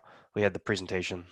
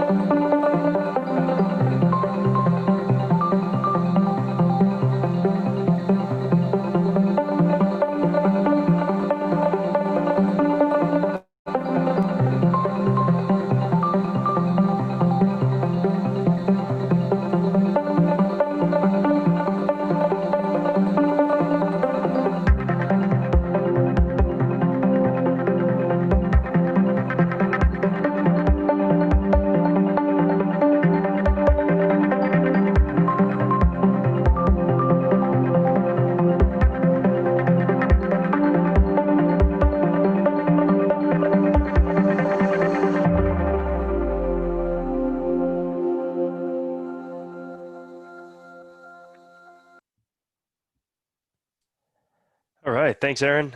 We are going to stop sharing your video so that Eric, I believe you should be able to take over. Yeah, can you hear me okay? Yes. Yes. Okay, I'm trying to share my screen. Perfect. Are you seeing something? We are at your title slide. Okay, great. So you've just seen a little video, and we're going to go into the inside of that very interesting edge. And I'd like to start by saying that, so I work in IBM, and I have with me a very smart guy called Naeem. Naeem, a word on you? Yes, hello everyone. Okay, so How much time do we have? 15 minutes? We're actually ahead of schedule, so you can go a little bit over if you need. Okay, so we're gonna go short, but we have a lot to share if you're ready for it. So, and I will start. So hopefully the chart will move when I click. Yes, so this is the ship we're talking about. So it's a ship that's gonna commemorate the Mayflower crossing. The anniversary was 16th of September, and you know it got delayed because of COVID, but it will cross in springtime. The first mission is then to cross the Atlantic and also to carry science experiment. You can see on the drawing on the bottom right, it's very slim, low on water, powered by solar batteries. There is obviously a backup generator or ship, so it has no sails. Okay, it's propelled by a propeller. And it has absolutely no place for human beings on board, so no cabin, no deck. And it's also a technology proof for a totally autonomous, no man on the loop. So this is not a ROV type vehicle. And this is a very interesting edge. It's a very complex edge. And you will see it's also hybrid in terms of cloud configuration. And so I guess you should be interested. You'll find a lot of video about it. If you search, it's made by a company in the UK and in the US called Submergence in the US and Sub in the UK. Those guys have been doing submarines for 20 years. They know all the technology. They know all the robotics. And the problem was to remove the man from the loop and bring the intelligence. So it was even for them quite a change on the fact that they were also going to go on the surface instead of staying under surface. So it is not a really easy task to do this because the marine environment is very highly regulated. So some of you may be seamen, but you know, IMO is the acronym for International Maritime Organization, and they issue correct SOLAS to say how you should navigate. So keep in mind that we have ships on the planet since a lot of years, and we're talking, you know, 10 of thousands of years, people being on some kind of boats. So a lot of regulation were created among the sanctuaries to define how you navigate, and you have to make sure that you follow those rules. It doesn't mean that, you know, everybody follows the rules, because the ultimate rule is always, you know, don't eat anything. So we're not talking about a car. There's no street, but we're talking about a place where people may do strange things. People may not signal where they are. So it's at the same time regulated and an interesting space.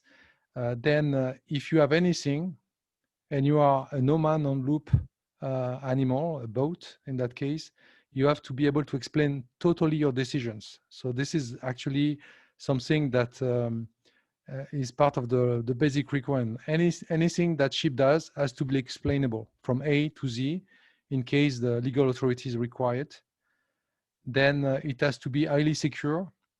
We're talking about one ship, but this is kind of a new kind of ship, and there will be many. So you don't want anybody to hack into the ship, take you know, ownership of it. So for the Mayflower, knowing that that ship is going to navigate about at 10 knots, you know, there is highly a big risk if somebody tries to take it, because it's not a dangerous movement. But if you think into a larger ship, then you can have a very interesting security issues, and they wanted to address them from the beginning. And then, you know, there was a lot of discussion in the previous presentation about bandwidth, latency, etc. So it's a challenge to manage and to send mission order to a ship like this. It's at sea. It is not always connected. It cannot be always connected. If there is connectivity, the bandwidth is absolutely miserable. Nevertheless, the latency is okay. I mean, we're talking about satellite transmission latency most of the time. So there is an interesting management issue on such a ship. So this is just to give you, like, you know, what are the challenges that were to be addressed on that ship. And I think I'm going really fast. So Naeem, Let's Yes. explain the edge. That's your turn. Thank you. Thanks, Eric. Hi, everyone. Take So your like time, Naeem. I went way too fast. so like Eric was explaining, and that's what, edge computing is about, right? All the challenges we have with the network latency and the connections, right? Dropping in between and with your far remote locations, low bandwidth. So in this use case where our edge is this autonomous port, it's a Mayflower ship, right? That's our edge. And then you can see this is a logical diagram, and then we'll go into more into the technical depths of how this is all working. But if you look on the left side, right, that's the board, the Mayflower, and it has the navigation system, many different scientific instruments on top of it. Then it has the telecommunication gear, so you can talk through the from the Wi-Fi when it's close to the port, or you can go through the satellite network, or through the mobile, modem. So all these different options are available. And you can see the connections going back, the sort of the solution we said, the hybrid cloud option, right? So in the cloud, we have the solution, basically the backend components running, and of course the front end as well. So the data which is coming over from the board into the cloud, and then we have different kinds of microservices running on the OpenShift platform to normalize that data, do different kinds of analysis on that data. We have different kinds of feeds which can go to portal or this 3D visualizations, or we have the chatbot or different scientific teams, STEM purposes, school, because one of the purpose of this mission was to make data available freely for everyone, right? Especially for the STEM purposes, researchers, academia, and all that. Then we have further integrations. We have integrations with the AIS system. So we see where the boat is. We have integrations with the weather API. So, and all of these different informations coming into, some of being evaluated at the edge, and some of being evaluated in the central location for further analysis. Then they have this control center as well, as shown in the middle of the picture, where all the mission management, vessel monitoring is happening. They have a safety care kill switch. I think that's required by the laws, and then different kinds of optimizations happening. So in a nutshell, this is like the high level logical overview. And Eric, let's go to the next slide and let's drill into the. Just one comment. I forgot to tell you earlier, but this ship is actually had its own homologation. So it's a real ship, not an experimental one. It's insured by a regular ship insurance. So this is not a toy, okay? Or test. It's going to sail for 10 years. And I think you saw the video and the pictures in the beginning, right? So yes, and there's plenty of material available on the web, on YouTube about this.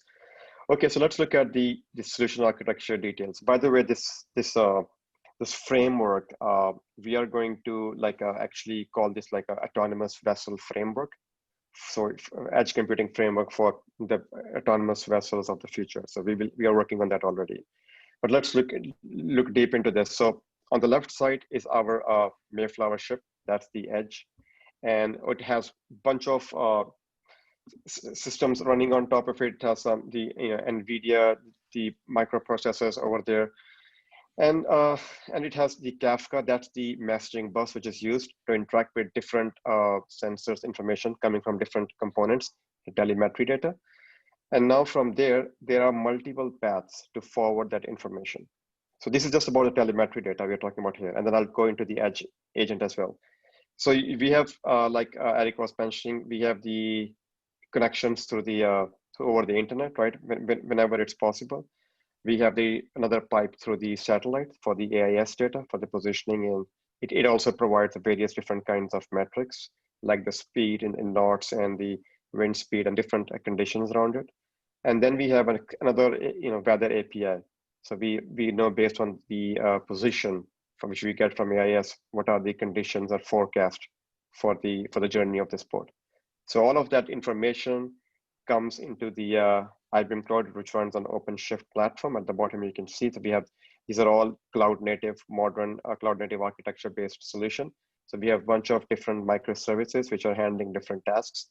So we get all this information, whether it's coming through Kafka, messaging into our system, into our platform through AIS, through weather channel, where all of this information is stored in a MongoDB, another cloud native service in our cloud.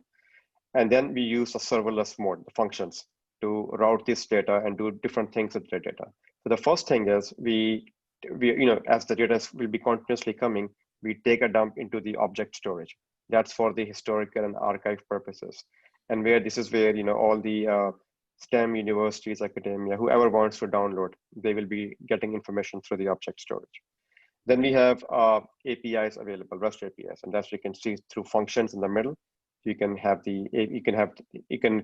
call our API and get information in real time or on the historical stuff. Then another interesting thing, if you go on our website, themas400.com, you will see this RT 7-leg octopus. That's basically the digital assistant based on the Watson assistant. We also call it the AI captain. So you can interact basically in simple words, it's a chatbot, but it has a lot of interesting things built into that into this bot. So that's another venue for the users to interact. Then comes the EdgePoint, the Edge Application Manager. That's IBM's Edge Endpoint solution. So basically, the models, like we talked about, there's a lot of AI stuff running on the edge, which is the ship here. So if you want to, pull the models, and if there is any updated model built in the central location, and the bot needs to pull any update, that's where the Edge agent can pull from the Edge Application Manager whenever there is a connectivity available. So that's the function of the Edge Manager. It's watching the board, it's sending the code. Basically, it's a pull from the board to the central location. Then this is running in a typical cloud infrastructure where you have the firewalls, DDoS prevention, all those things. And last but not least, we have the portal available, mas400.com. So if you go on the portal, you will see majority of the stuff, the data which is flowing through here. There's a link there says dashboard, and maybe Eric can show us later. So you can click on that link and it will have all the telemetry, all the information there. And this is all work in progress as the launch is in the spring next year. So we will keep on enhancing and adding more context into the portal and the type of data we are collecting and different kinds of collaboration we are doing in terms of different scientific projects.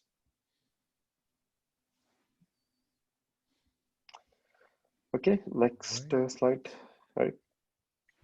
All right, so decisions. So of course, autonomous has to make lots of decisions. A lot of visual training has been done onto the models to detect the objects, right? So the easy ones are, you can see, try to determine, is this image an iceberg or a fishing ship, different kinds of categories of vessels, because I believe they have different kinds of protocols depending upon what kind of marine traffic they engage with. Then it's always checking, the direction where it's supposed to be, and also optimizing the routes. And the technologies behind, different kinds of like iLog, CPLEX, which is the decision optimization frameworks we use building models. Then we're also optimizing in terms of the resources on the board, right? So, the batteries, the solar power, so making sure that everything is in check. And then looking based on the weather. Weather plays a huge role over here. So based on the weather, we are, constantly optimizing the route. So these are some of the, there are of course much more than that, but these are just some of the very high level, examples of decision making happening at the board level. All right. So, because, there is always a lot of discussion about, okay, what's in the edge. So we thought about showing you what's actually inside the edge for doing the navigation decision. So I'm sorry for a bit busy chart, but it's actually highly simplified. So I would just explain you how this works from left to right. So essentially you have all the sensors on the ship, and I'm not showing everything. I just took the big ones: the vision, the radar, the local weather, and the AIS. There are a bit more sensors on that ship, like a sonar and LIDAR and infrared, but they're not useful in the explanation. So essentially you have a block of software which is in charge of making sure all the unstructured data becomes structured. So the best example is the vision. And to give you an idea of what it means, they've been collecting sea images from real, sea points on boats for 4 years to be able to have the right models. Those are not the models that you will see in a car. The boat is a permanently moving animal. The waves can be very high. So you can imagine that there is a bunch of things that are quite special into making sure you can recognize any kind of floating object. So that's the first piece. Then once you've done all that, you enter something that was on one of the charts shown by our friend from China Telco about the data fusion. But essentially at that point, you're going to run a set of engine rules engines to check what you should do based on the regulations. So what are the rules at sea allowing to do? And you're going to have to assess your position, you versus any object around you. So it's a one-to-one set of assessments that are going to give you what are the possible choices. And at that point, you have to take into account the maps, because some of the things you will want to assess are going to be the position of the coast, because you may want to avoid hitting the coast. And when you've done that and you have your set of possibilities, actually that's getting into some interesting math, because you will have to run in the ship. So this is again happening at the edge, linear programming programs to actually find the optimal route based on the weather data, and also based on you versus all the other objects around you. So you probably understand that one boat solution is very easy. A one-to-many solution is an exponentially complex problem. So you have quite a bit of linear programming utilized in the ship. They actually use a banking software for doing this, and it's very efficient. And once you've done that, you reach the rightmost box where you can compare to your mission. Is this aligned with your mission, and possibly with something new coming in that could be like an SOS or a request. And then you're going to act, and you're going to go on, act on the rudder and act on the propeller speed. And so that's kind of all the stack you have in there. So again, this is this was on the previous chart. This is all Linux Docker containers. And when there is a connection, you may receive new mission information, or you may want to send all your decision taken to the ground through the intermittent connection that's typically satellite at sea. And on the right side, which is the on-site at the plant, this is where all the development is made, and this is where they can trigger updates and based on the data they receive from the ship. So that gives you like a very simplified idea on the way the system works. And I'm sure you understand that this is not a tiny edge. It's a pretty complex edge, even if it's low power, because it's a solar powered chip. So if you have questions, I think you should pause them. And the thing I wanted to show you after is, as you understand, it's an interesting challenge to test a complex solution like this. And actually, they have created a game to test it. So I just took a screenshot of their game. So this is the boat here that you have here.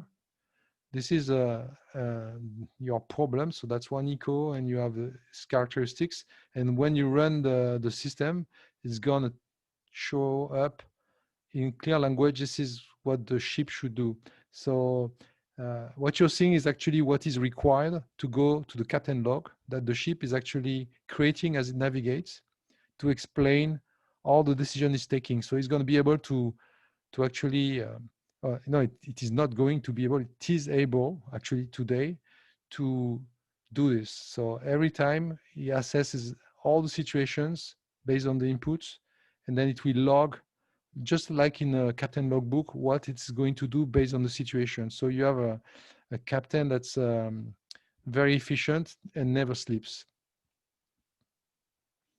So I think we're done for this. Naeem, tell us about what's coming. Yes, so like you said, right, I mean, this is a work in progress, and the target is spring 2021 for the voyage to start. So there is lots of testing will be happening where it's located right now in the shore over there. There's a lot of system integration, like you mentioned, the integration with different third parties. Like, third party, what I mean is the outside applications like weather API with the AIS data, and connecting different kinds of the modem connectivities and cellular networks. So all of that testing is going to happen.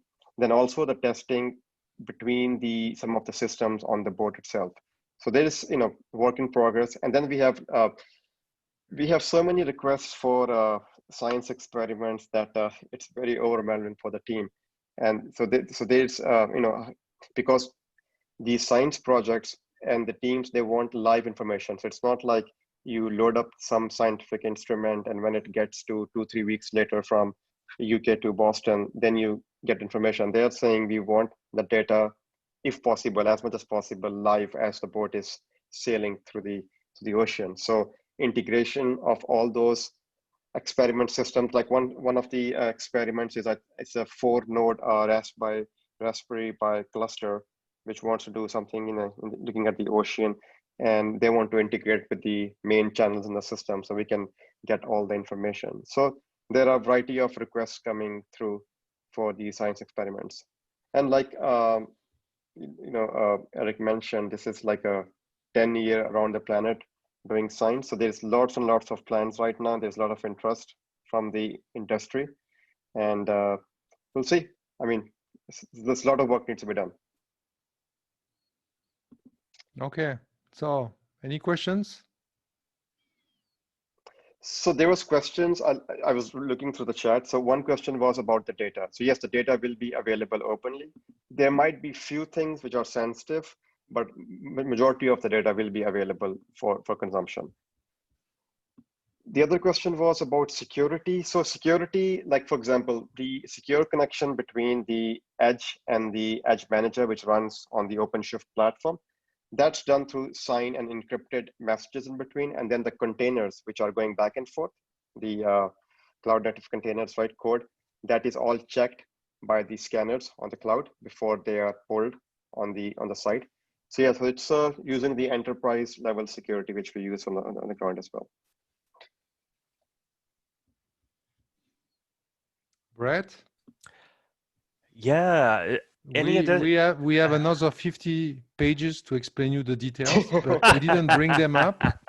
It's not very nice to be not so interactive, but typically we got assailed by 5,000 questions when we present the ship. So I guess everybody's shy on the 44 participants. So you can get to us later, but I think it is at the same time a superb edge.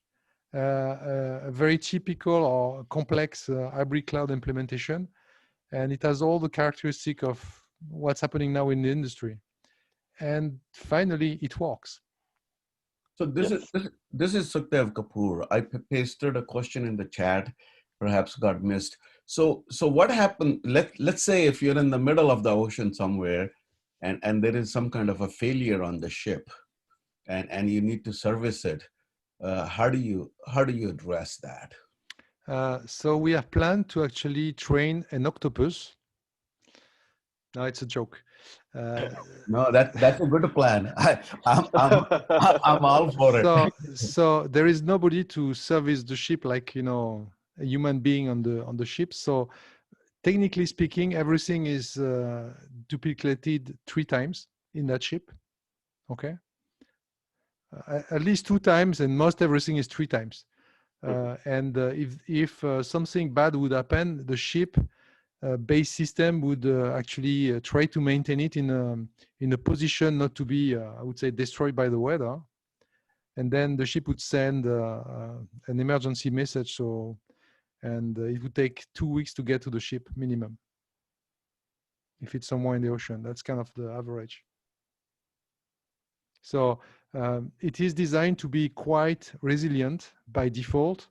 Luckily, the guys doing this do military submarines, so they know how to make stuff that's very solid. But the ocean is very strong, so there is a plan for everything is broken, and it's call for help. And there is even a plan in case the boat gets upside down.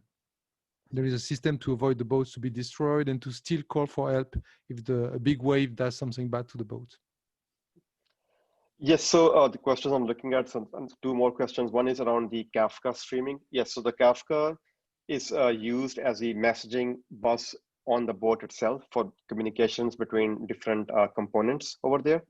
And so we will get all the different kinds of, let's say, operational data on the boat, and we just plug into that Kafka stream through the edge agent container, and then we pull it back into the cloud where we have another listener like Kafka.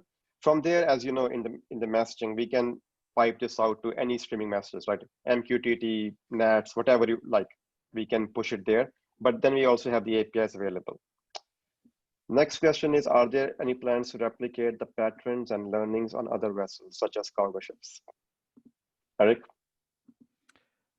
Yeah, so there are already companies that are working with the shipmaker to get pieces of the intelligent solution on their own equipment. For sure, this is not finished and they need to test it, but there is a very strong interest from many parties.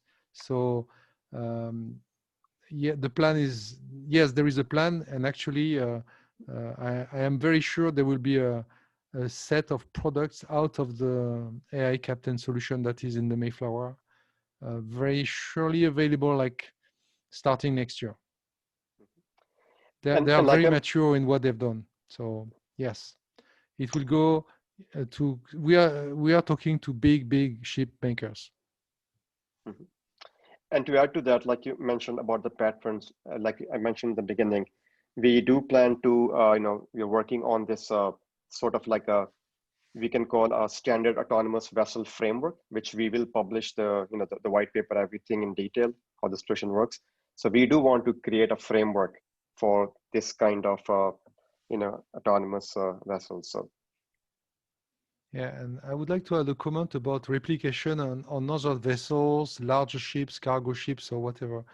There will be a little bit of applied science because as you can quickly understand, if you think about just the vision models, the location of the camera is important. The type of camera is important. When you go to a different type of vessel, you have a different type of drift and behavior at sea. So there will be, the solution is reusable, but there will be different rule set and models in the solution. They will be customized to the size of vessels, for sure. And they're already working on it. So for example, going at sea and going in a river, it's going to be a different piece of cake because there is no bridge at sea.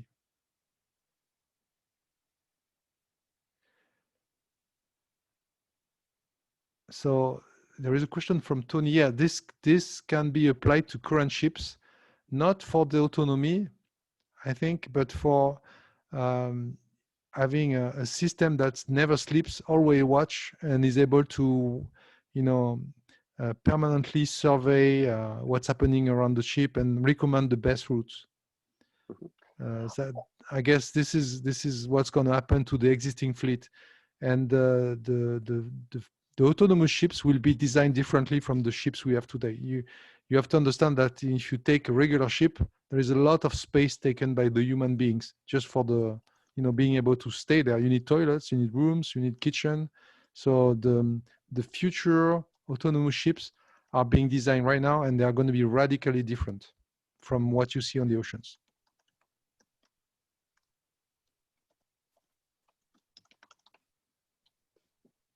Hey, Naeem, you take the question on the open source? Oh, what open source software is used in the solution? So let's see. Well, the thing is, the IBM's platform, like OpenShift, and these are already not necessarily like open source, but very open platforms. And technologies you can see using Kafka. I mean, these are all open source solutions available as well. So wherever it was possible, we tried to use it. But then there is also, like, for example, when you're integrating with the telemetry systems, that is not very, they are sort of proprietary systems, right? So the most thing is, as long as there are, APIs available, which we can integrate with, And that also goes for the question which was asked, what about the older vessels? As long as we have the API or some sort of way to get information from their systems, right? It should be able to do. So not everything is open source in the solution, but wherever it was possible, we applied it. And then the edge piece, the edge management piece, is what is similar to the one called the Open Horizon. So I saw it in the charts in the beginning. So the edge management that we have into the ship as part of the OpenShift Cloud Packs is made on top of the Open Horizon code base.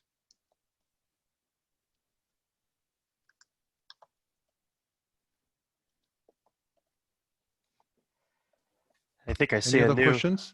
new question in the Q&A window. Did you apply any AI algorithms to implement your project? Well, there is a lot. I mean, I don't know which in particular. I don't know the details of if there is any particular algorithm, but there's a lot of AI involved, as you can imagine.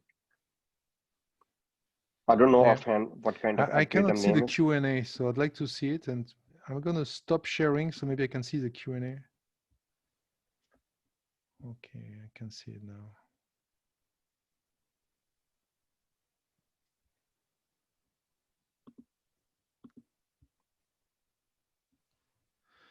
So I'm not sure about the question. Did you apply any AI algorithm? So this, yeah, like Naeem said, this is full of AI, from deep learning to machine learning to optimization systems.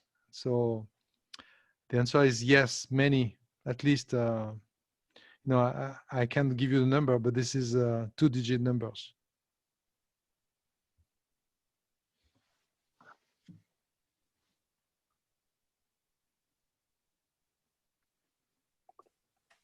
All right. Naeem, can you speak about Open Horizon? Sure.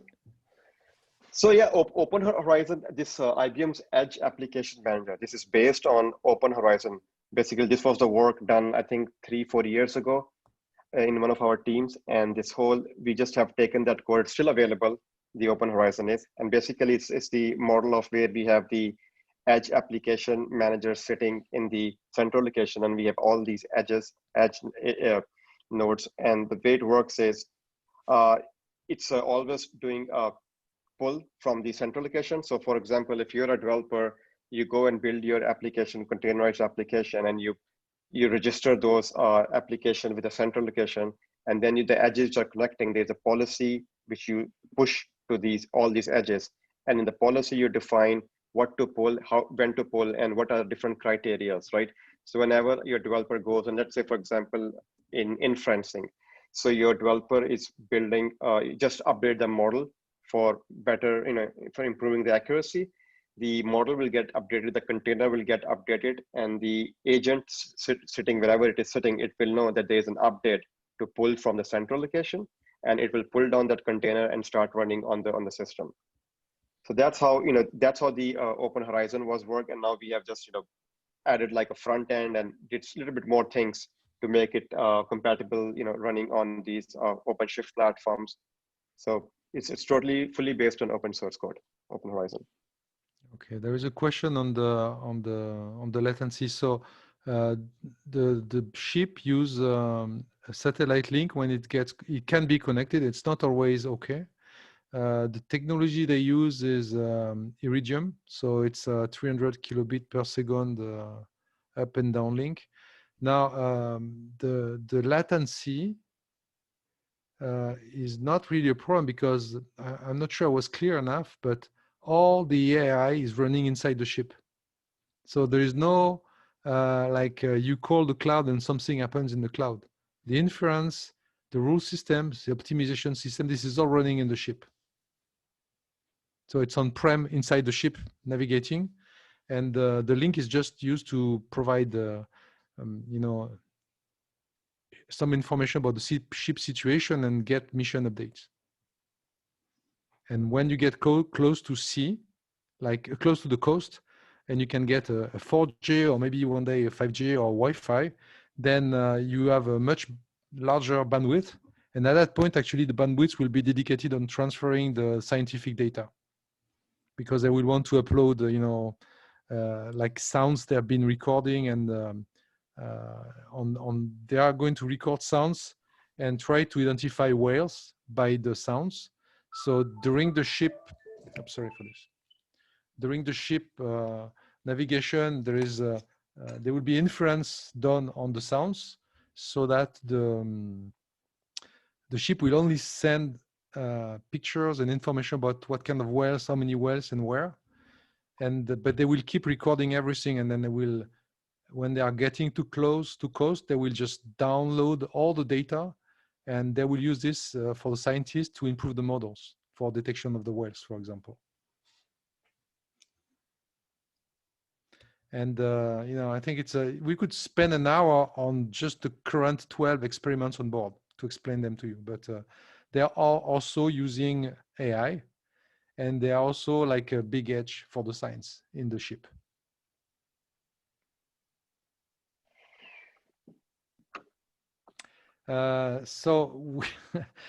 This is a very good question about computing power. We do not reveal those information, but it works very well. That's my assessment. I was inside the ship a few days ago. It's kind of pretty nice stuff.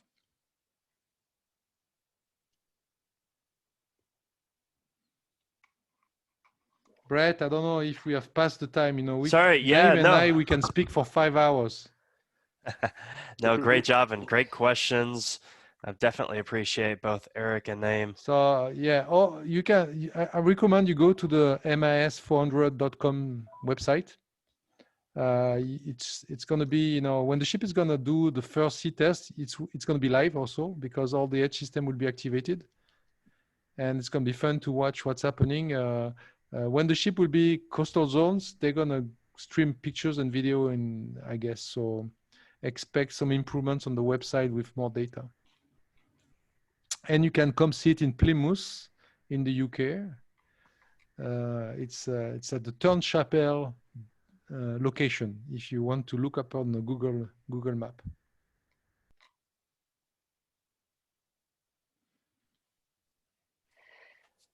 Okay. Perfect. Thanks, you folks, for the time. Thank you very much. Thank you so much. And company. Yes. Yep. Thanks all. And Aaron, if you don't mind resharing the master presentation.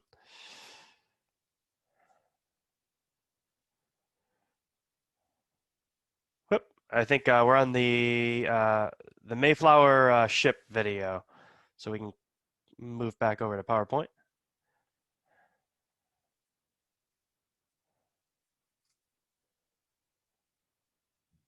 Perfect. And up next, advance.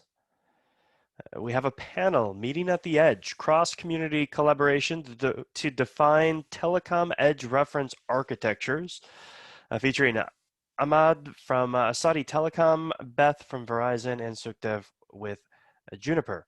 I think we have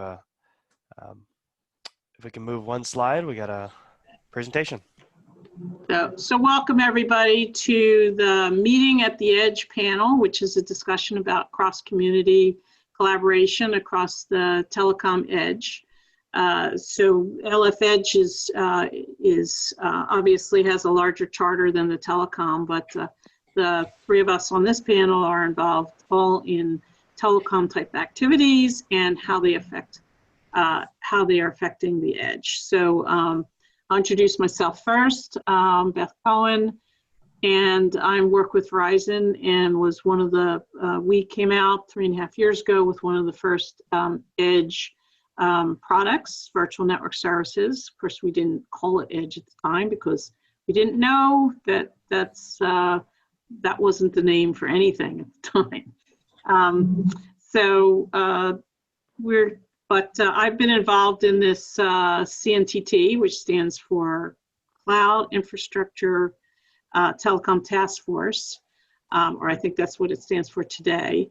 And with that, I'd like to introduce Ahmed, and if you could talk a little bit more about, what's going on with CNTT and how you're involved and how it's involved with Edge. Great. Thanks, Beth, for your introduction. I'm Ahmed Al-Sawaf. I am working for SCC, a Cloud Data Center Senior Advisor. In terms of Edge, I'm a CNTT Workstream Edge Lead. And for Telco Edge Cloud under GSME, I'm a co-chair. In terms of CNTT, as you mentioned, Beth, it stands for Cloud Infrastructure Telecom Task Force. In CNTT, we try to achieve a common infrastructure from its name. And this common infrastructure should be exposed by any workload and can be consumed from this workload towards the infrastructure. Especially in the Edge, we are trying to achieve. Well, I will try to put it in this way: why we have CNTT Edge.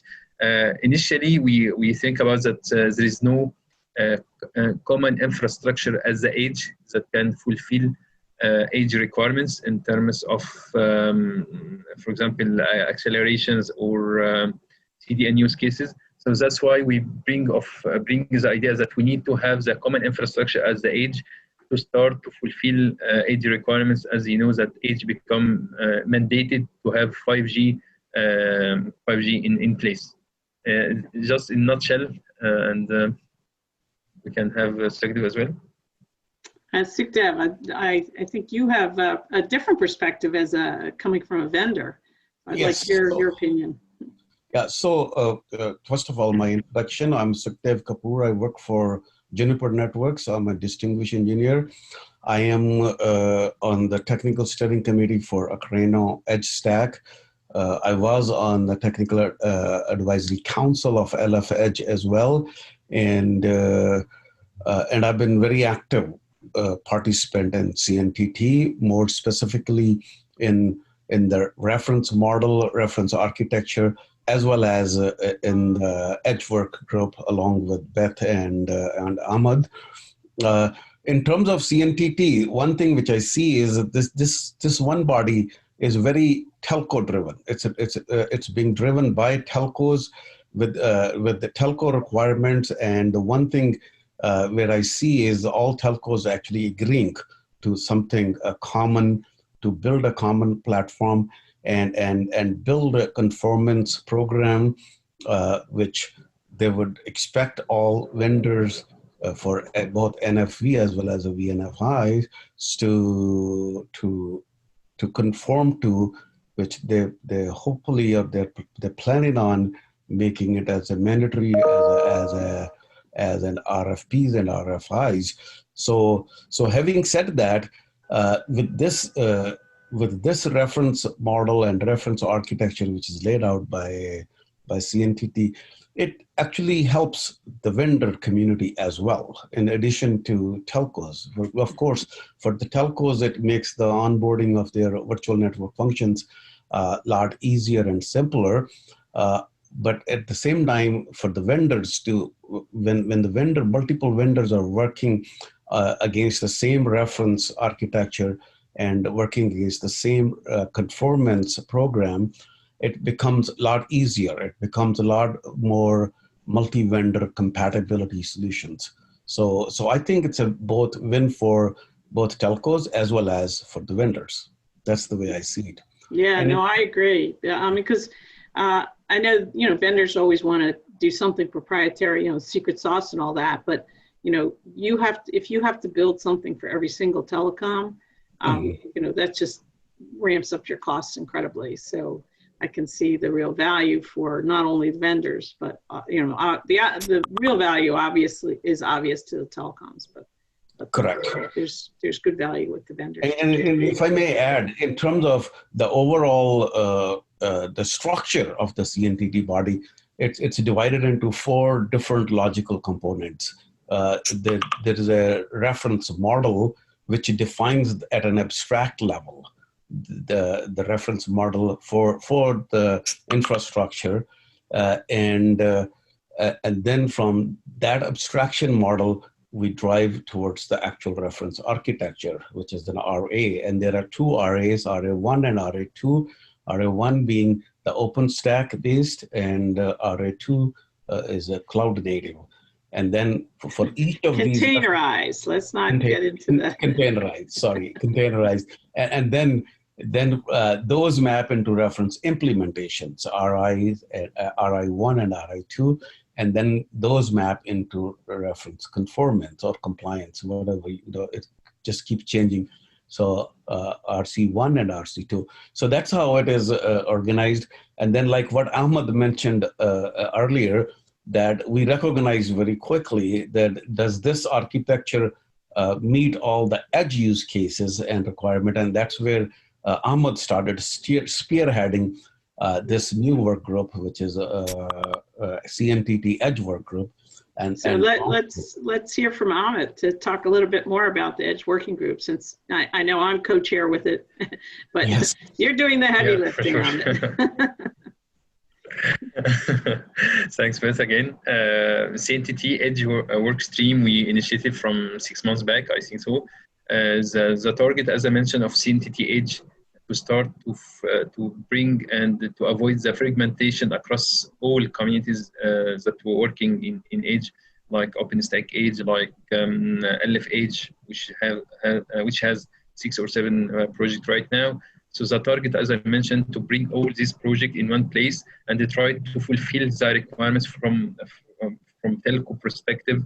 We are focused on telco use cases, which is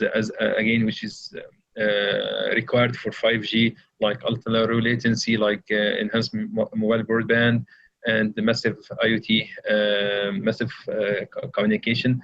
So the target itself is to fulfill the telco use cases and to have cloud infrastructure at the edge, which is more agnostic to onboard any CNF or VNF above this cloud infrastructure.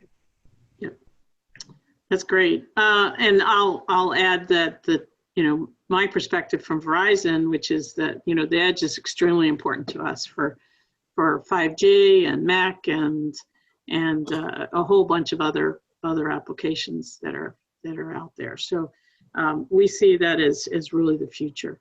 Getting back to SUPDev, so you're on the Aquaronne team, the technical committee, and also quite involved with LF Edge. So how does this tie in to the CNTT? And I should add OPNFE and CNTT meld, the new future organization. How does that align? So Aquaronne is very blueprint driven. Blueprint, think of it as recipes or vertical stacks, taking a given use case and building a completely deployable, tested sort of a stack or a solution, right? And there are many blueprints which are available. Some of them map into the telco world, some of them are into the enterprise world. So essentially a wide variety of blueprints. And there are some blueprints which are very relevant to what we are doing in CNTT Edge or even in a CNTT reference architecture. So they really are addressing. So there are two the way I see the Aquaronne and CNTT sort of bridge or interaction is that we take a look at the blueprints which are in the Aquaronne community and see how they're architected, and then look back to CNTT architecture and see whether they map, right? So that way we are taking essentially a feedback from one working blueprint into a reference architecture which is being developed. So that's one way.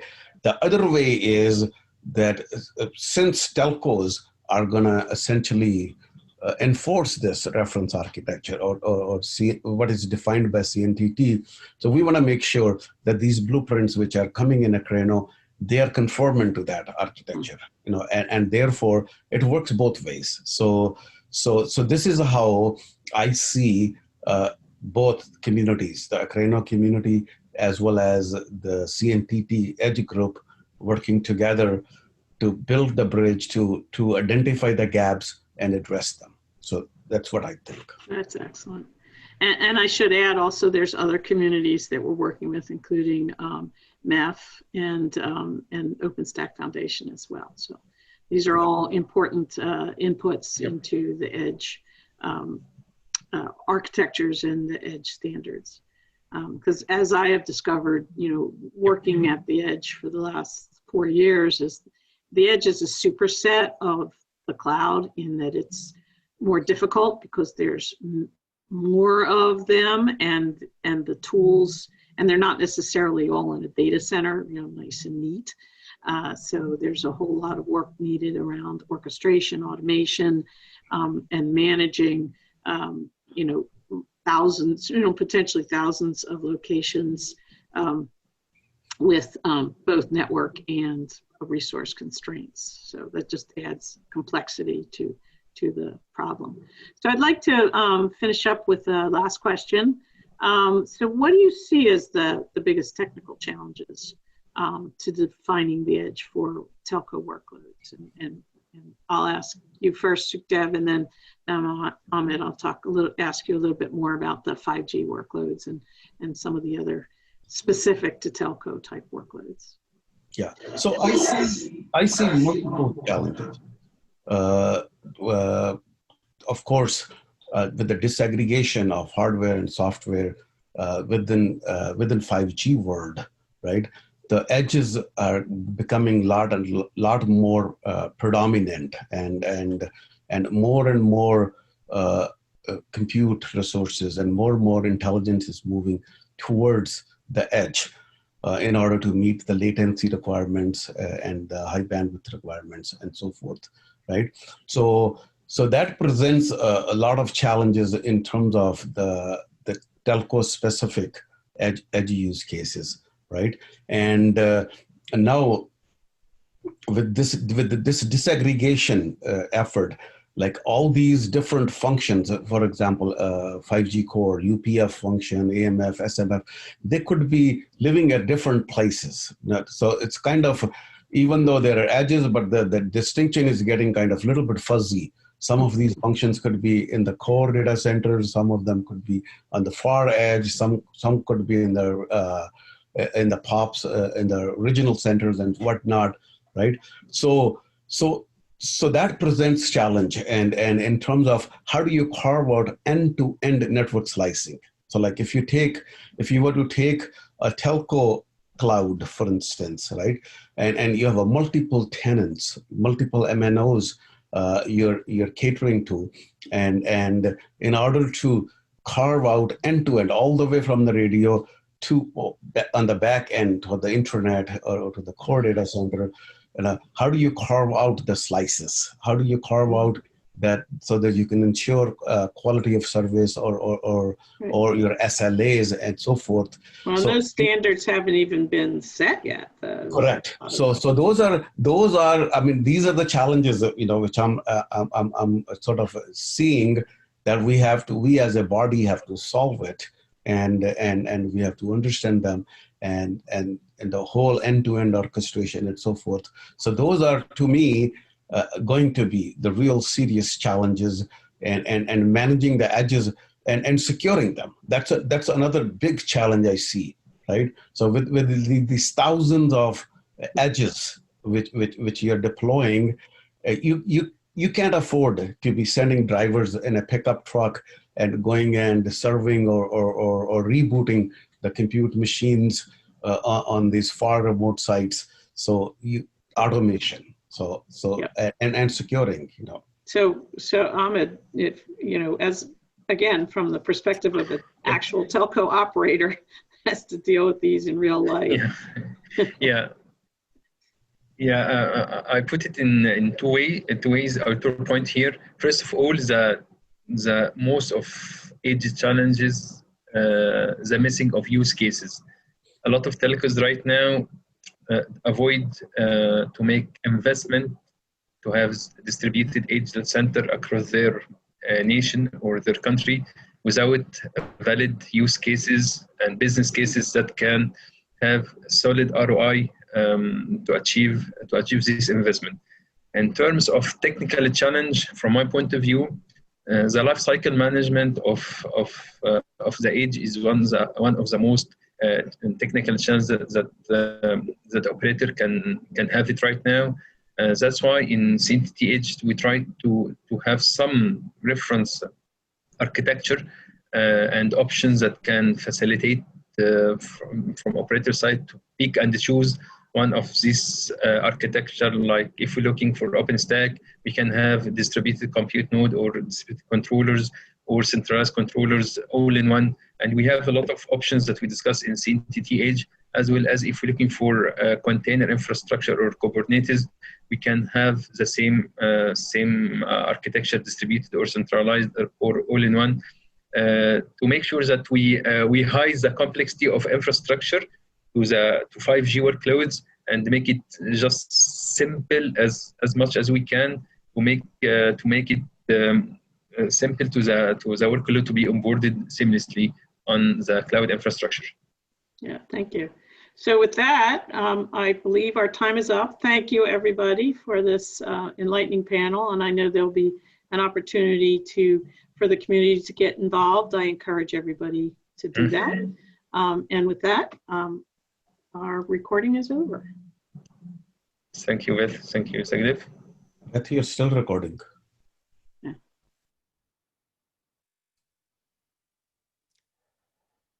All right, perfect. And let's see, Aaron, if you don't mind flipping down, so we have our speaker names up and live. And we do have all three speakers on the line now. So folks, please do continue to add your questions to the Q&A window. Yeah, can I comment on one of the questions that Jonathan Gold gave? I would like to have a better understanding of what the question was. It's not 100% connected to the edge. So I'm trying to understand where it's coming from. You know, obviously a network, you know, the network is kind of the ultimate or the original edge, right? Because you're always, right from the beginning, you have edge, and but you know, as the IP networks were originally thought of, they were really not thought of as hub and spoke. They were really thought more of along the line of a mesh. So you know, as applications move into the cloud, I think the networks have become more hub and spoke in terms of how the network traffic moves through them. Although, and even actually now that everybody's working from home, that's actually become even more so that it's hub and spoke, because everybody's working from their house, and then they're accessing the data centers or the cloud or whatever to pull down their applications to work. So I don't know if Sukhdev and Ahmed have any other thoughts about that. No, I think you got it right. You know, that does make sense. But I didn't understand what is DQ switching. What Jonathan posted, we offer DQ switching as a standard to solve the topic of this. I don't understand, what is DQ? So yeah, Jonathan says that's why I want to wake up all the copper to the home.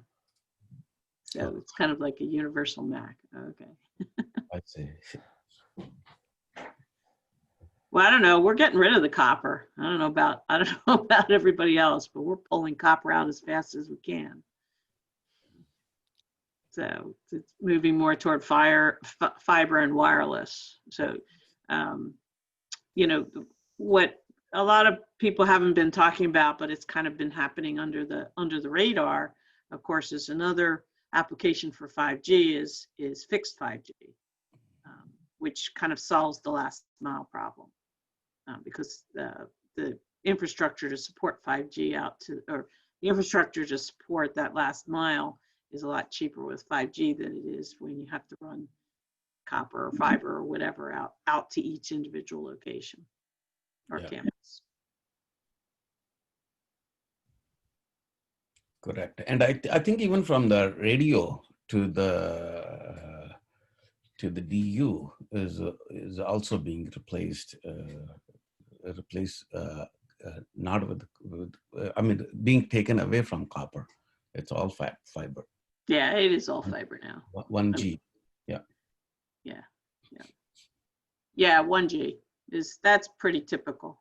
Correct. Yeah. So that's one of the other comments. That's the at home. And we're getting customers asking for to their campuses, higher than 1G. We're seeing requests for 10G. Yeah. But 1G is pretty typical for home. Although the US is kind of behind everybody else in that regard.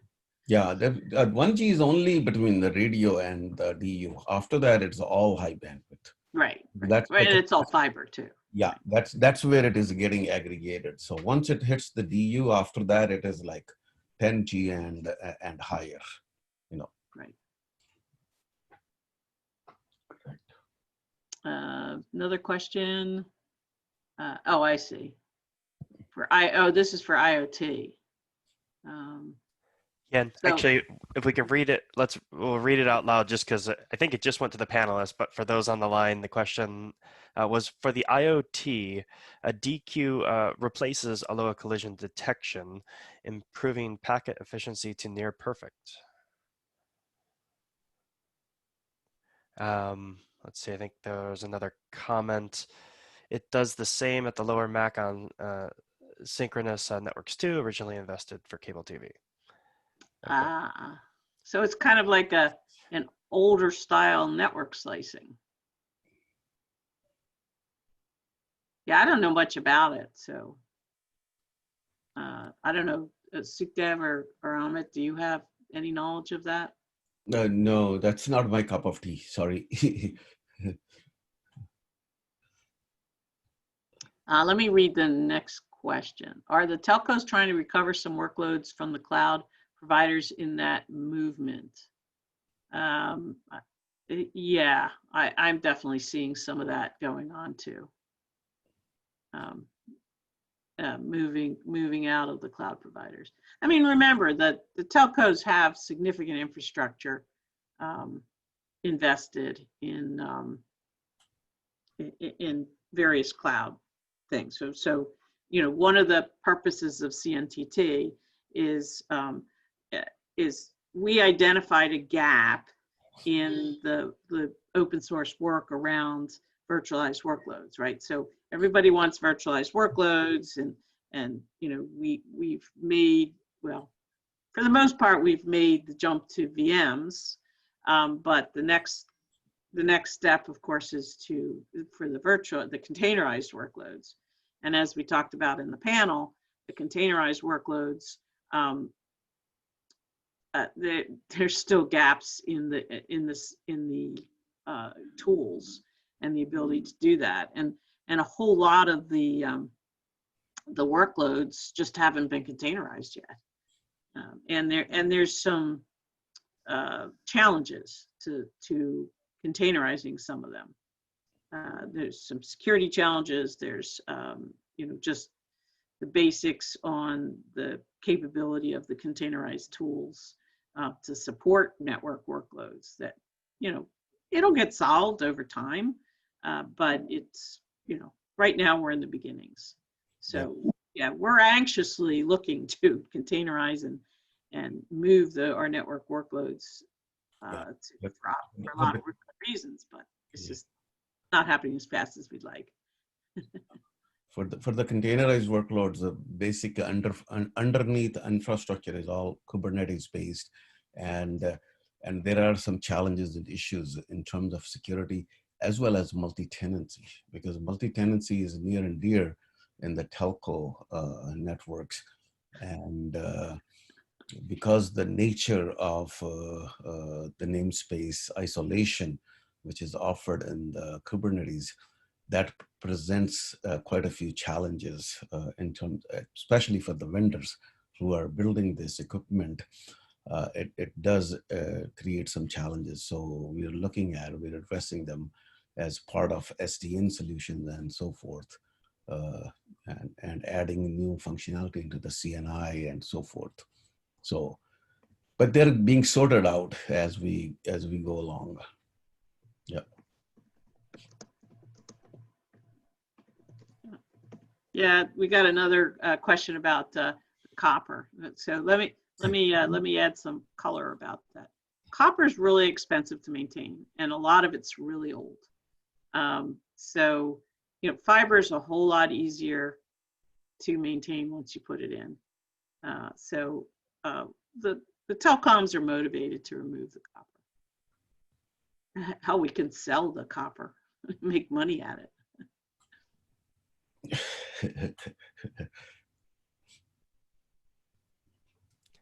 All right. Any final questions for our panelists?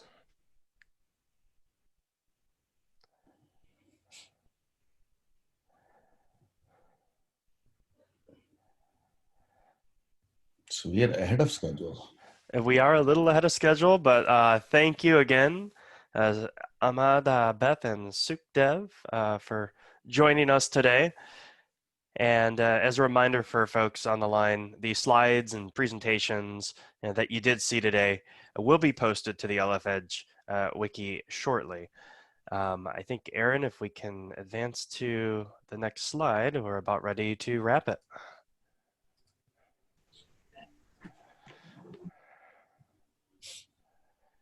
And I'll hand it over to, I think Jason is back on the line. Jason, do you hear us? Yep, I hear you guys. Hey, so thanks to everybody for participating and the questions and whatnot. And we're going to do this again at Edge Computing World. Registration for end users is free. You can go check that out at the Edge Computing World site. It's not listed yet, but it'll be listed here shortly. And we've got some speakers from the energy space lined up as well as some other verticals. And so definitely encourage you to join that one and hear from folks directly in the verticals and what they're experiencing out there, what their challenges are, and of course, how they would like to see open source be shaped to meet their needs. So again, yeah, thank you for joining, and we'll catch you next time. All right, thanks all. Thank you. Appreciate it.